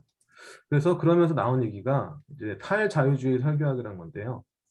그러니까 우리가 이야기를 하는데, 우리가 이야기하는 것이 사람의 이야기만 재밌게 하고 끝나버리는 것이 아니라, 우리가 강단에서 선포해야 될 이야기라는 것이 결국은 교리이고, 그것이 구속사이고, 그것이 예수님의 이야기다, 하나님의 이야기다, 이런 이야기들 이제 찰스 캠벨이나 듀크 대학 찰스 캠벨이나 뭐 또 데이비 에슬링거나 이런 분들이 이제 하기 시작하면서 90년대부터 이제 좀 터닝을 하기 시작했어요. 그래가지고 특히 이제 우리 한국에 많이 알려진 폴 스카 윌슨 같은 경우에는 4페이지 설교라는 걸 이제 어쩌면은 이제 이야기식 설교를 개정한 판으로 이렇게 내세웠는데, 그 4페이지 설교의 핵심적인 것이 교리가 들어가는 겁니다. 6가지 고려할 요소 중에 하나가 꼭 교리를 설교 준비를 할 때, 설교 구상을 할 때 교리를 준비를 하라는 거예요. 그리고 그 은혜와 율법이라는 또 죄와 구원이라는 이 복음의 이중구조, 복음의 그 이야기 축을 이루는 이중 구조가 4페이지로 구성돼서 하자 이런 얘기들 이제 하고 있는 거죠. 그래서 우리 김성원 교수님께 또 제가 좀 드리고 싶은 얘기는 제가 생각할 때는 프리칭 닥트린하고 프리칭 도그마는 좀 다르지 않나 이런 생각을 해봅니다. 아까 윤철원 교수님께서 도그마적인 그런 화석화되고 경화된 설교를 하면은 그런 진리를 내세우는데 그치면 안 되지 않겠냐 이런 말씀하셨는데 그래서 프리칭 닥트린이라는 것은 어떤 설교든지 다 들어가야 된다고 생각하거든요. 어떤 설교든지 교리가 들어가야 되지만 그 교리가 너무 일방적이거나 또 옛날의 특정 그룹의 해석을 지금도 무조건 적용돼야 되는 것처럼 할 때에 이제 청중들이 이제 그런 것도 필요하죠. 당연히 우리 교단에서 필요하고 하는데 그거는 그런 것들이 현대화되지 상황화되지 못했을 때에 청중들이 납득을 못하는 그런 문제들이 좀 나타나지 않나. 그리고 또 이제 교리 자체가 아까도 이제 탈자유주의 신학에 대해서 얘기했잖아요. 조지 린드백이나 뭐 이런 분들 외에도 한스 우거 폰 발타자르의 신학적 이야기라든지 또 케빈 베누저 같은 경우는 굉장히 복음주의적인 신학자지만 교리라는 것이 결국엔 드라마 구조를 가지고 있다. 그래서 교리의 드라마라는 책도 쓰시고 이렇게 얘기를 하셨기 때문에 이게 뭐 상충되는 것이 아니라 서로 조화될 수 있고 또 얼마든지 설교 안에서 녹여낼 수 있는 문제가 아닌가 그런 입장에서 한번 질문 또 의견 표시를 드립니다. 예, 감사합니다. 아유, 예, 김성원 교수님. 너무 감사합니다. 이렇게 컨텍스트를 또 알려주시고 설교하기 변화를 통해서 이런 부족한 부분들에 대해서 또 이렇게 갖춰 나가는 것들 알려주셔서 감사하고요. 한 가지는 교리 도그마라고 하는 것에 대한 굉장한 반감이 있는데요.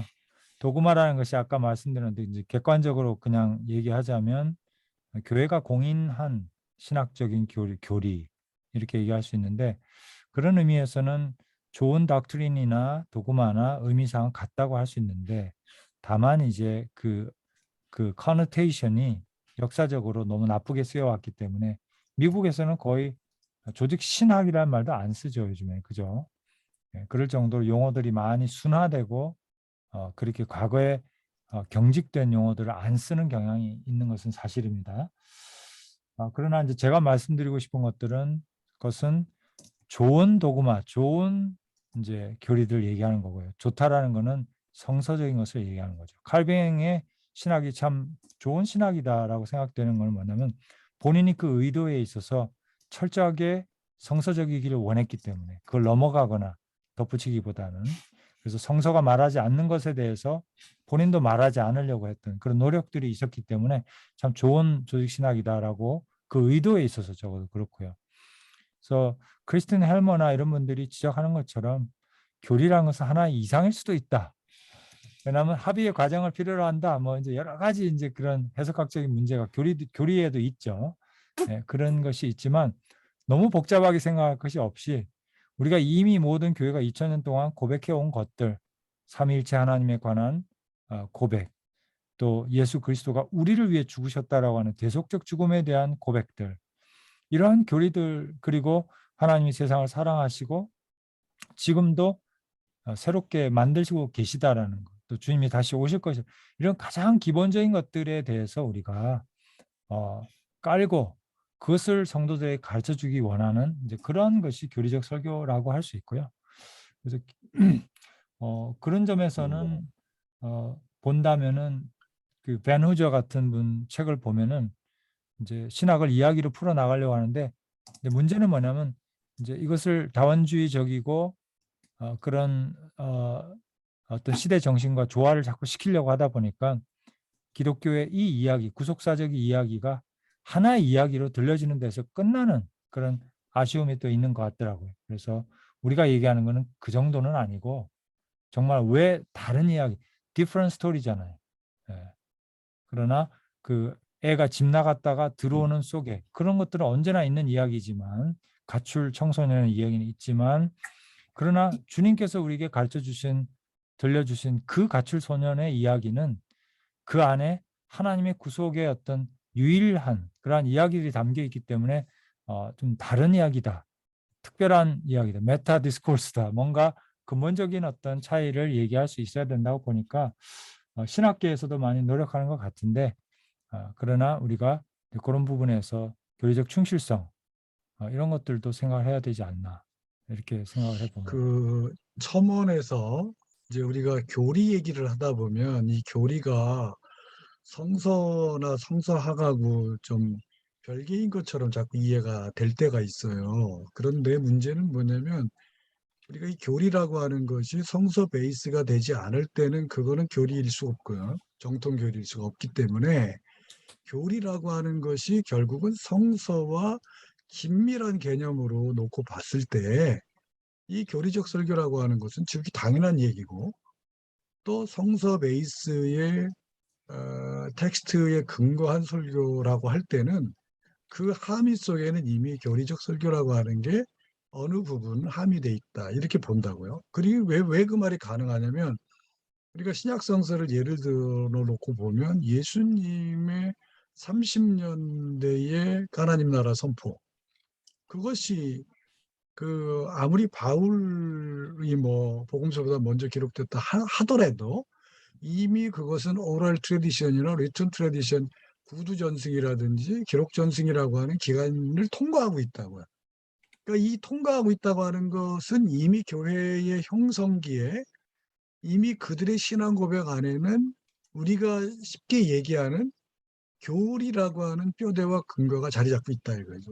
그렇기 때문에 복음서의 모든 이야기 속에 바울 서신의 모든 이야기 속에는 그 교리적인 근거가 중요한 뼈대처럼 자리 잡고 있다. 이렇게 볼 수밖에 없는 거예요.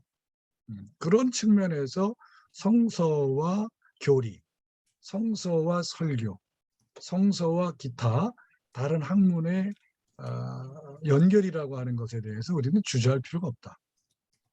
그것이 뭐 요즘 보면 뭐 성서신학과 조직신학이 뭐 함께 화해해야 된다는 등 이런 얘기들도 하는 학자들이 있어요. 더러더러.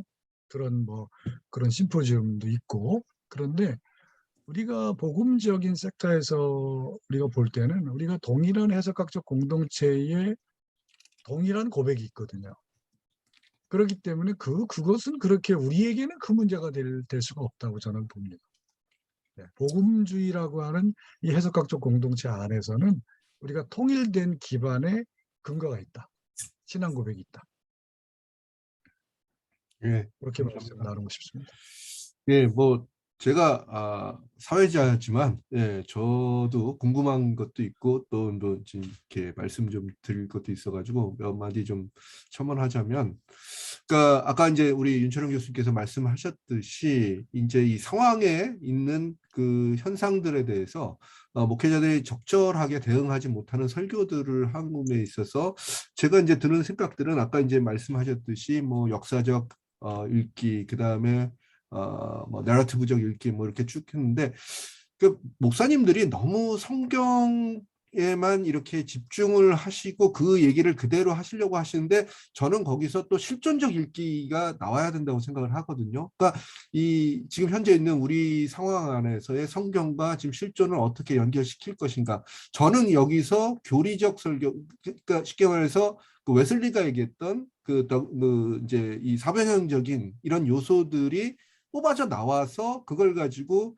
설교 안에 녹아져 나와야 되지 않는가라고 저는 그렇게 생각을 합니다. 그래서 아까 그 이제 윤철영 교수님께서 말씀하신 거고 그다음에 김성훈 교수께서 말씀하신 거를 이렇게 굳이 이렇게 같이 좀 합치자면은 그렇게 해서 목회자들의 역량이 이런 상황에 대처할 수 있을 정도의 성서나 아니면 뭐 이성이나 경험이나 아니면 교회 전통을 가지고 소스를 뽑아내서 거기에 적절하게 대응을 하는 설교를 만들어야 되는 게 우리가 과제가 아닌가, 저는 그렇게 생각을 합니다. 예. 그래서 그런 부분에 대해서는 이제 실존적인 해석을 어떻게 하면 목회자들이 잘할 수 있을까에 대해서 한번 좀 제가 여쭙고 싶고요. 그리고 이제 김성원 교수님께는 그러면 이런 현장에 나오는 여러 가지 프락시스나 이런 문제들을 가지고 어떻게 우리가 이런 뭐 웨슬리의 그 사변형적인 뭐 방법론이라든지 이런 걸 가지고 어떻게 우리가 대처를 할 수 있을까라는 것들을 한번 제가 좀 질문을 드리고 싶습니다. 예. 교수님들 질문이 어려워가지고 이거 대답이 제대로 될지 모르겠네. 우리가 그 불투만이 이런 거를 쓴 적이 있어요. 전제 없는 해석이 가능하냐. 소위 그 for strengthness, 그 전예, 선예라고 하는 개념, 또 소위 전제라고 하는 얘기를 한단 말이에요.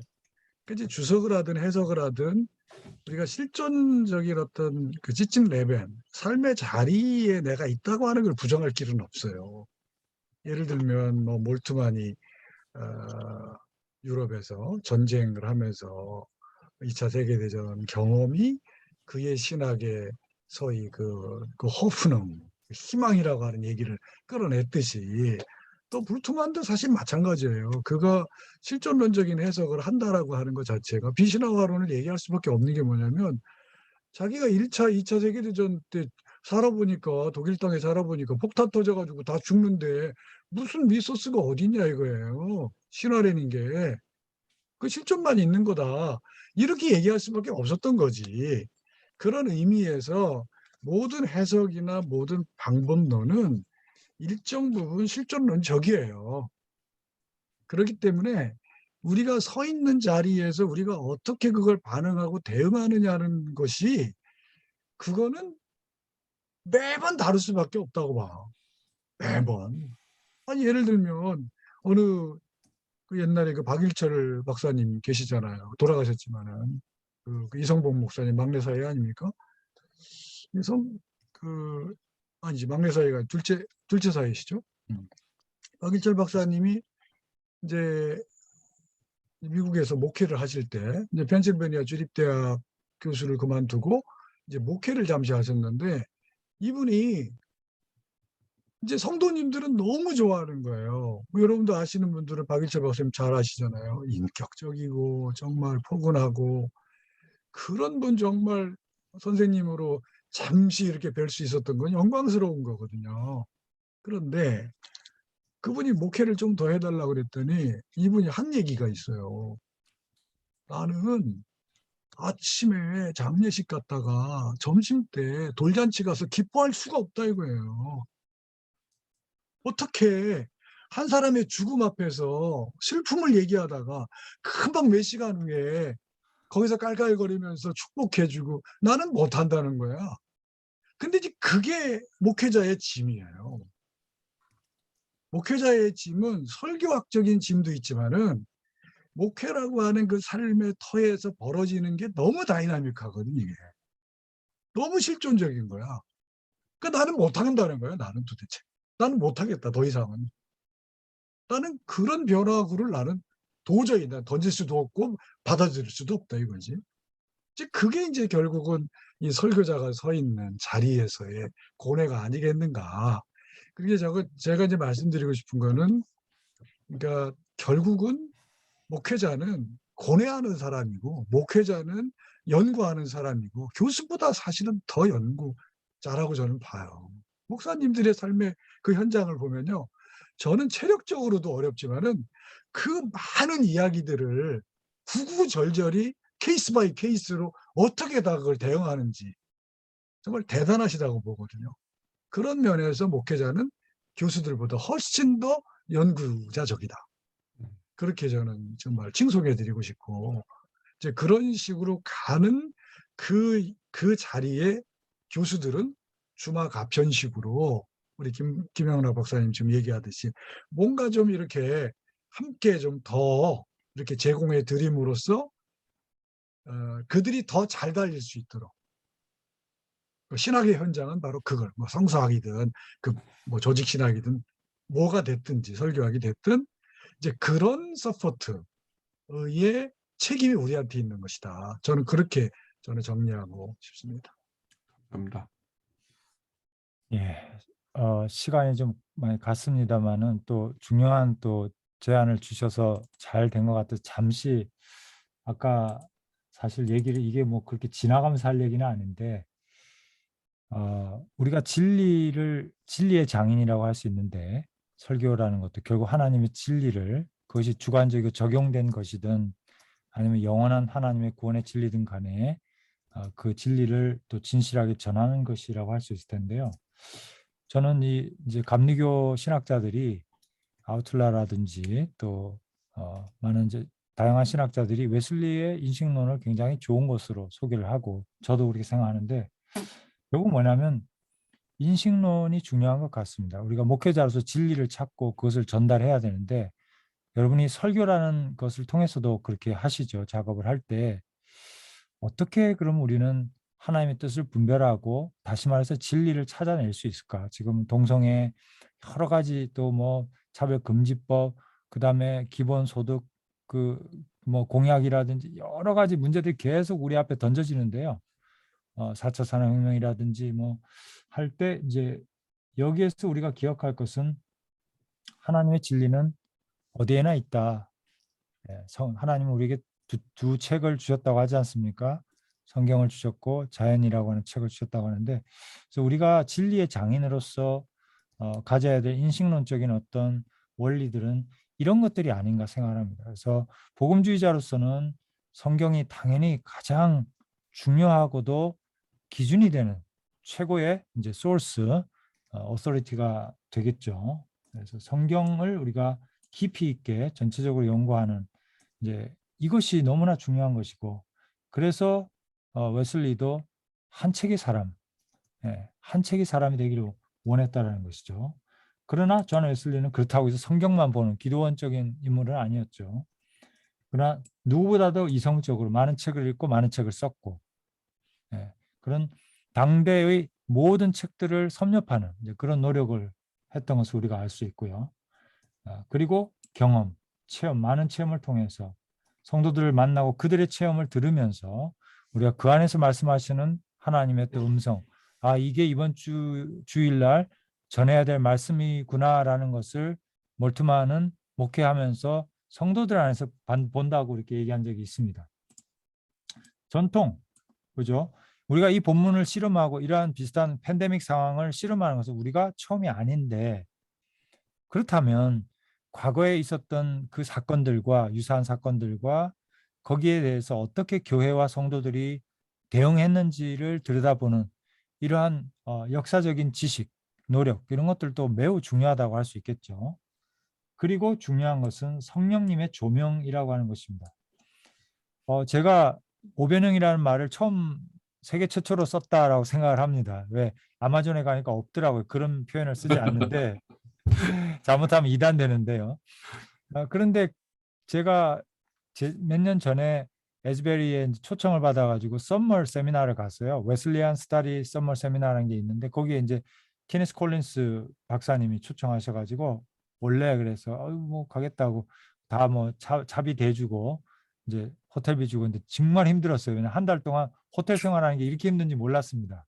화장실에서 그 뭐야 저기 끓여 먹고 그렇게 살았는데 거기서 깜짝 놀란 게 제가 오변형의 방법에 대해서 얘기를 했거든요.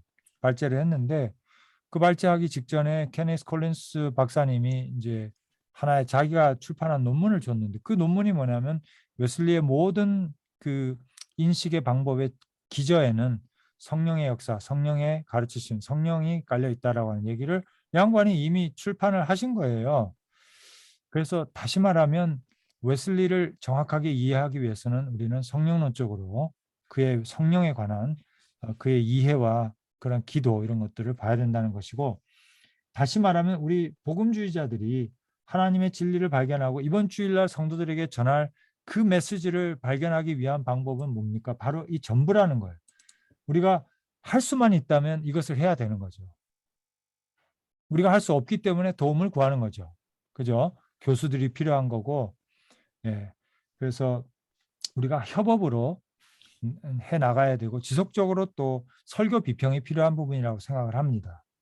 그래서 우리가 어디 설교 말씀을 이게 아니고 내가 하나님의 말씀을 전하는 한에서는 그 설교에 아멘 하셔야 되고 혹시 내가 연구가 부족하고 기도가 부족해서 엄한 소리를 했다면 뒤에 오셔서 나를 교정해 달라고 하는 그런 오픈니스를 가지고 하나님의 진리를 추구해야 된다고 생각하고요. 복음주의자에게 가장 중요한 것은 성경과 성령이라고 생각합니다. 왜냐하면 개신교의 원리 가운데 성경보다 앞서는 것이 있는데 그게 뭐냐면 성경의 저자이신 성령님이거든요.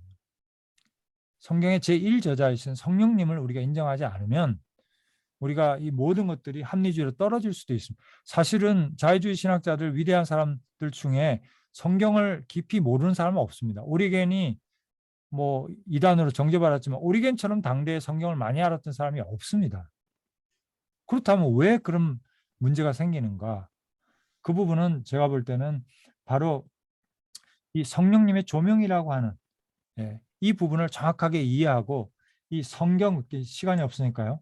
성경과 성령은 해석학적 순환을 갖고 있다고 봅니다. 사실은 성경이 2000년 후에 지금 우리의 상황에 대해서 아무것도 직접적으로 얘기하지 않지 않습니까? 어떻게 이 고대에 쓰여진 이 말씀을, 불변의 하나님 말씀을 어떻게 현장에 적용할 수 있습니까? 이것이 성령의 하시는 일이라고 생각이 되거든요. 그래서 웨슬레이의 해석학도 들여다보면 그랬고, 저의 체험도 그렇습니다. 우리가 성경, 이성, 경험, 전통 이런 모든 것들을 우리 김용옥 박사가 우리만큼 그 이상으로 연구하는 분이죠. 왜 이 사람은 딴소리를 하는가? 그것은 바로 저자이신 하나님, 계시로 우리의 이해를 열어주신 하나님에 대한 험블한 거, 겸손한 거, 기도하면서 내가 그 진리를 발견하는 주체가 될 수 없다라고 하는 이런 죄인으로서의 고백, 이런 것들이 따라줘야 되는데, 자기가 해석자고 자기가 진리의 기준이 되는 인본주의 해석으로는 절대 안 된다라는 말씀을 드릴 수가 있을 것 같아요. 그래서 우리가 성경과 성령은 함께 가야 된다는 거, 그것이 중요하고, 이것이 또 성결교회의 전통이라고 생각이 됩니다. 웨슬리 신학과 또 우리의 성결운동이 바로 성령운동이었기 때문이고요.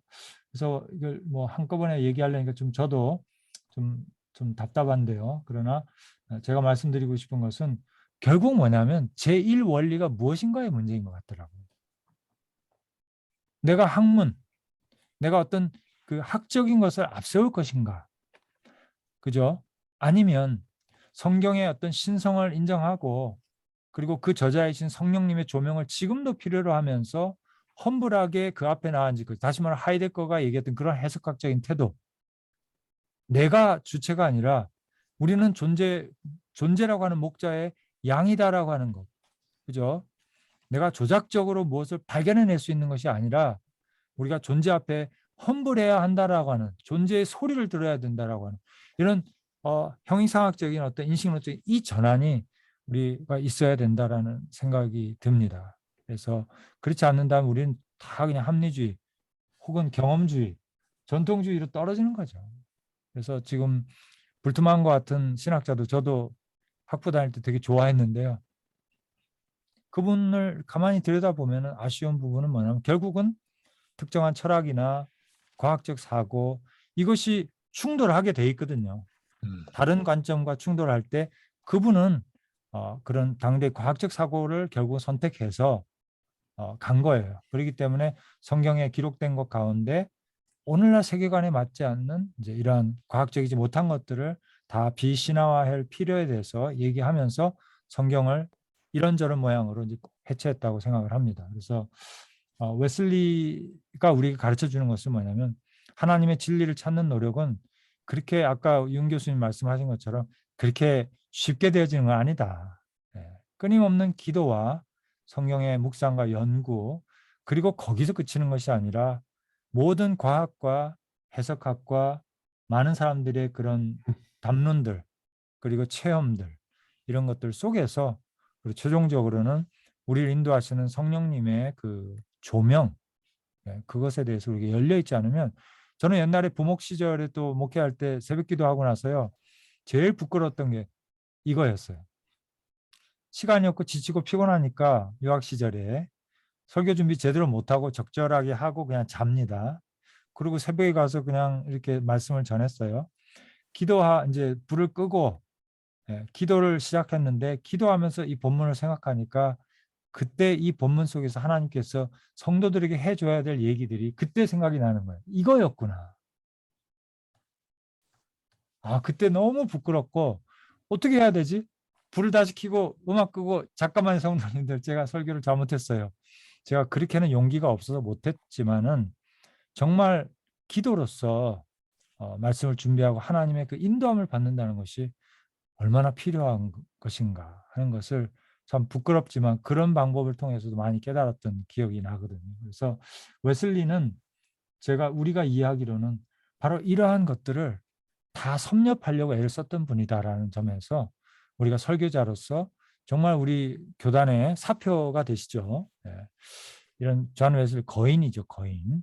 그분에게는 아까 윤 교수님 말씀한 것처럼 무슨 철학과 그러니까 이성과 성경이 무슨 부딪히거나 그것이 무슨 충돌하고 이런 차원이 아니고 하나로 매끄럽게 연결되면서 통전적인 그런 진리에 대한 이해를 갖고 계셨고 그리고 그렇게 하려고 노력하셨던 분이기 때문에 우리가 한 설교자로서 웨슬리의 이 사변형 혹은 오병이는형에 대해서 조금 더 우리가 좀 깊이 있게 들여다보면 좋겠다는 좀 말씀을 드리고 싶습니다. 네. 길어서 죄송합니다. 감사합니다. 네, 또 이제 플로어나 뭐 다른 분들도 저희들끼만 질문하니까 이상한 것 같고요.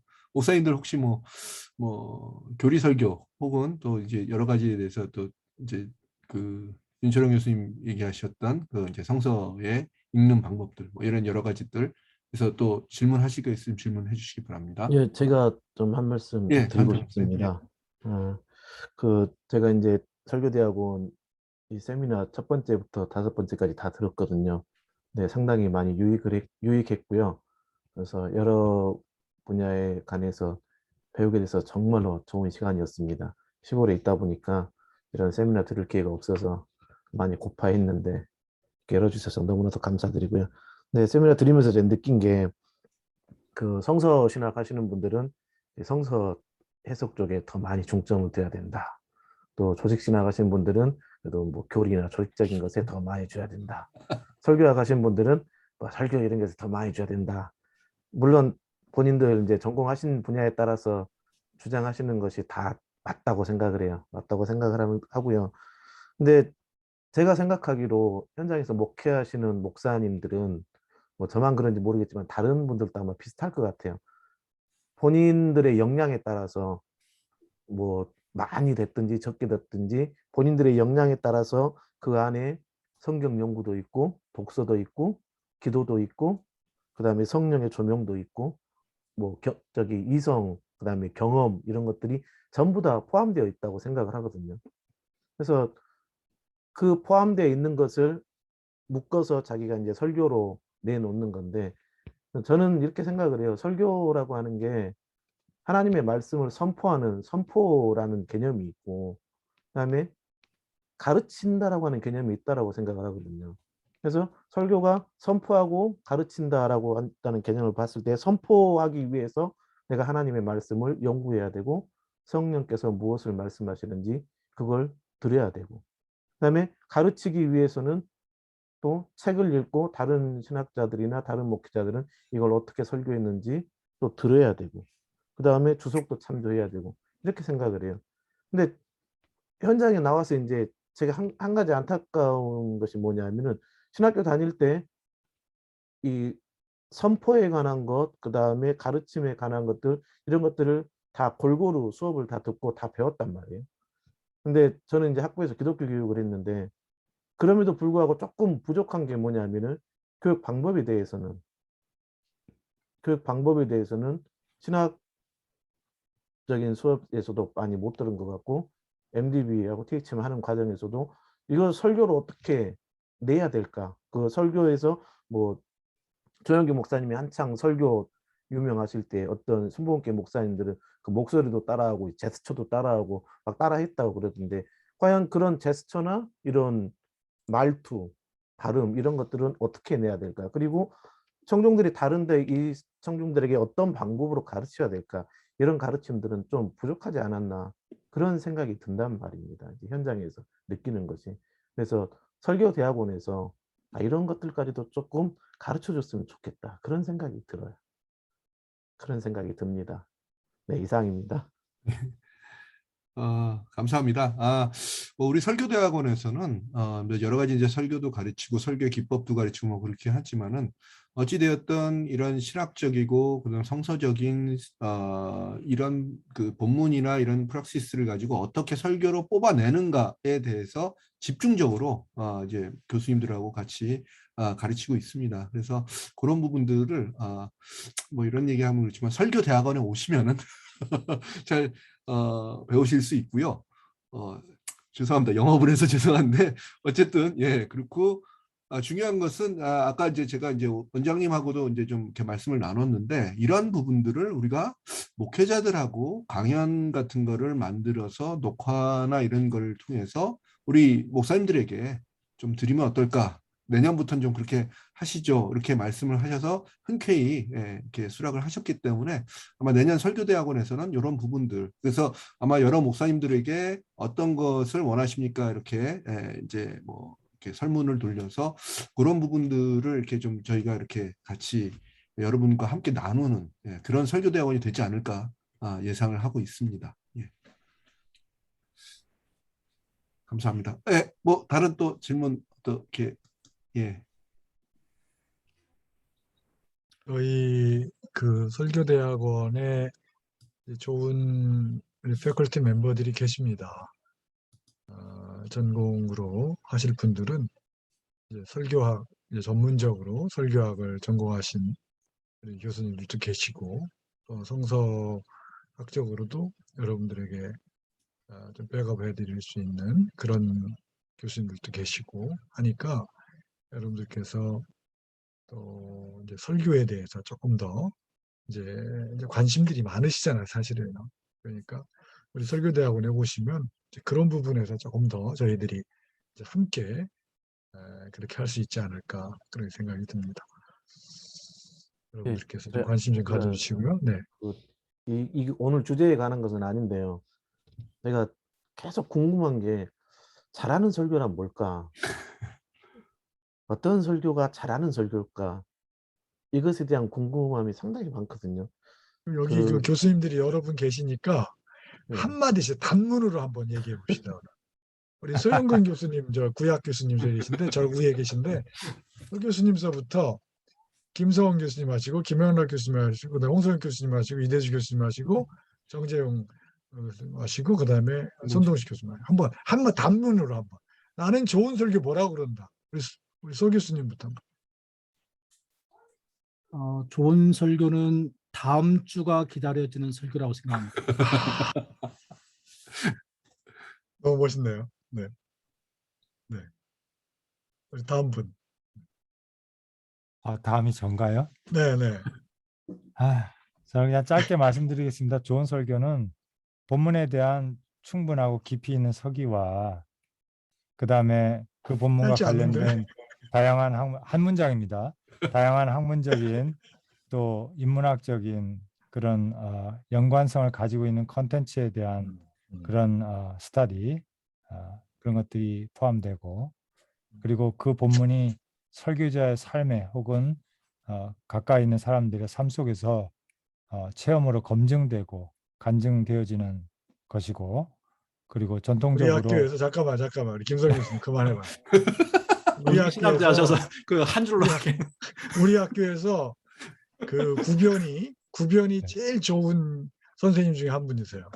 그러니까 잔 웨슬리가 지금 5변형 뭐 4변형인데 5변형까지 늘려놨으니까 그 얘기가 다 들어가는 것 같아 지금.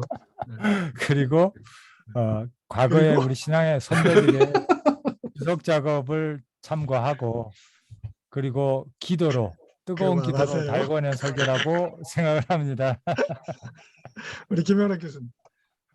저는 저희 선생님이 하신 말씀이 딱 하나 있어요. 뭐냐면 설교는 증언하는 설교가 가장 좋다라고 생각을 합니다. 무엇을 증언하는 거래? 뭐 하나님이든 뭐든 간에 어쨌든 그 성서든 뭐 여러 가지 간에 증언을 해야 된다고 생각을 합니다. 예. 홍 교수님. 예, 저는 텍스트와 콘텍스트가 조화를 이루어야 된다. 네, 감사합니다. 우리 이대지 교수님. 저는 말씀이 말씀되는 것이 좋은 설교다 이렇게 생각이 듭니다. 텍스트의 말씀이 청중에게 오늘 말씀으로 다가오는 설교가 좋은 설교다 이렇게 생각합니다. 우리 정재영 목사님. 근데 손동식 교수님께서 먼저 하셔야 될 것 같은데 제가 먼저 방금- 하셔요, 정 지금 목사님. 예. 먼저 순서대로 하죠. 쭉 거기 이렇게 순서대로 하는 거예요. 하세요. 네. 내 화면상으로 순서대로 네. 가는 건 어쩔 수 없어요. 네. 제가 생각할 때는요, 그 성경이 증언하는 하나님 말씀을 통해서 청중들이 지금 여기서 살아서 역사하신 하나님을 만나는 설교가 좋은 설교라고 생각합니다. 네, 우리 성 교수님. 저는 우리 앞에 교수님 모든 패컬티의 그 정의를 다 모아서 한 문장으로 말씀드리고 싶습니다. 주어는 같습니다.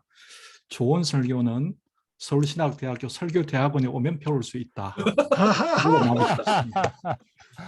아유, 오늘 홍보가 강하네. 영업 마지막 세미나 있거든 영업인데. 우리 교수님들이 이렇게 정리를 하셨는데 우리 강 목사님 좋은 질문 해주셨는데 저는 좋은 설교는 지금 21세기에 좋은 설교는 청중들이 그 말씀을 듣고 자기를 뒤돌아보면 좋겠어요. 자기를 뒤돌아보는 거죠. 그죠? 아, 내가 죄인이구나. 아, 내가 구원받은 사람이구나. 나는 섬겨야 될 예수의 제자구나. 이거를 뒤돌아봤으면 좋겠어요. 그런 설교를 할 수 있다면 저는 정말 좋을 것 같아요. 네. 오늘 이제 우리 저는 김영학 목사님 이제 이제 그 네. 뭐 우리 서울신학대학교 목사님 새벽기도 안 하세요 내일? 서울신학대학교 설교대학원에 가면은 목사님 교수님들이 말씀하시는 좋은 설교를 이틀을 포기해야 됩니다. 공식적으로 하는 설교가 일주일에 12개입니다. 그러니까 새벽 포함해서요. 12개 거기다 그러니까. 이제 추모 예배 있고 뭐 장례나고 이러면은 기하급수적으로 늘어나는데요. 그러니까 네, 좀 참 설교 다른 큰 교회들은 이제 부목사님하고 나눠서 하는데 저는 그러지를 못하니까 좀 해방이 됐으면 좋겠습니다. 설교원 과목 목사님이- 중에 목사님 설교원 과목 중에 목사님 속성 상황별 설교도 있습니다. 짧은 시간 설교 준비도 있으니까 꼭 오시기 바랍니다. 다 준비가 되어 있습니다. 예. 네. 이거 감사합니다. 저녁 시간이 지금 이제 10시가 2시간이 됐습니다. 돼서 이제 마무리 좀 하셔야 될 것 같습니다. 그러니까 혹시 좀 남아서 좀 대화를 더 하시고 싶은 목사님들 계시면 좀 계시고 우리 지금 학생들은 또 내일 또 수업도 해야 되고 그러니까 좀 나가셔도 될 것 같아요. 이제 그죠? 김 박사님 같죠? 예, 그렇습니다. 네. 그래요. 저희가 이제 5번 줌 특강을 금년 그 가을 학기에 지금 준비를 했는데 우리 강은택 목사님 감사하다고 이 말씀을 해주셔서 감사드리고 또 이렇게 함께 해주신 분들께 진심으로 감사드리고 이제 5번 되면서 조금 에너지들이 조금씩 빠진 것 같아요. 그래서 다음 학기에는 조금 더 우리가 좀 에너지를 보강해서 좀 더 충실하게 또 준비해 보도록 그렇게 하겠습니다. 이번 학기 함께 해주셔서 진심으로 감사드리고 또 논문은 아니지만 또 이렇게 발표 짧은 시간이지만 이렇게 대화에 참석해 주시고 발표해 주신 교수님들 감사드리고 또 함께 해주는 목사님들 감사드리고 또 여기저기에서 지금 사역하시는데 뭐 외국에도 계시고 또 국내에도 계시고 그러시는데 사역 가운데서 우리 하나님 아버지께서 큰 은혜를 주시고 능력을 주셔서 여러분들이 그 사역의 터전이 더욱더 부흥하고 성장하고 또 하나님 앞에 영광을 돌리는 그런 거룩한 사역의 장이 되시기를 중심으로 기원하고요. 오늘 이 마지막 기도를 우리 최 목사님, 최병헌 목사님 기도 한번 해주시겠어요? 네, 최 목사님 계속 함께 해주셨는데 기장 소속 목사님이십니다. 네, 기도해 주시면 감사하겠습니다. 고마우신 아버지 하나님 감사합니다. 좋은 기회를 통해서 현장에서 저희들이 답답해하고 또 아쉬워했던 부분을 해결하게 해주시는 은혜에 감사합니다. 이를 통해서 현장에서 새롭게 저희들이 도전하게 하시고 이 힘든 시기에 하나님의 말씀의 올바른 메신저로서의 사명 잘 감당할 수 있도록 은혜 주시옵소서. 교수님들에게 특별한 은혜 주셔서 더 많은 지혜와 명철함을 가지고 목회자들을 세우고 섬길 수 있는 그런 길을 통해서 협업될 수 있는 그 일을 통해서 서울신학대학과 성결교 재단이 하나님의 역사를 이루는 귀한 사명 잘 감당할 수 있도록 인도하여 주시옵소서. 지금까지 인도하신 하나님 은혜에 감사하며 예수님 이름으로 기도합니다. 네. 아멘. 감사합니다. 네.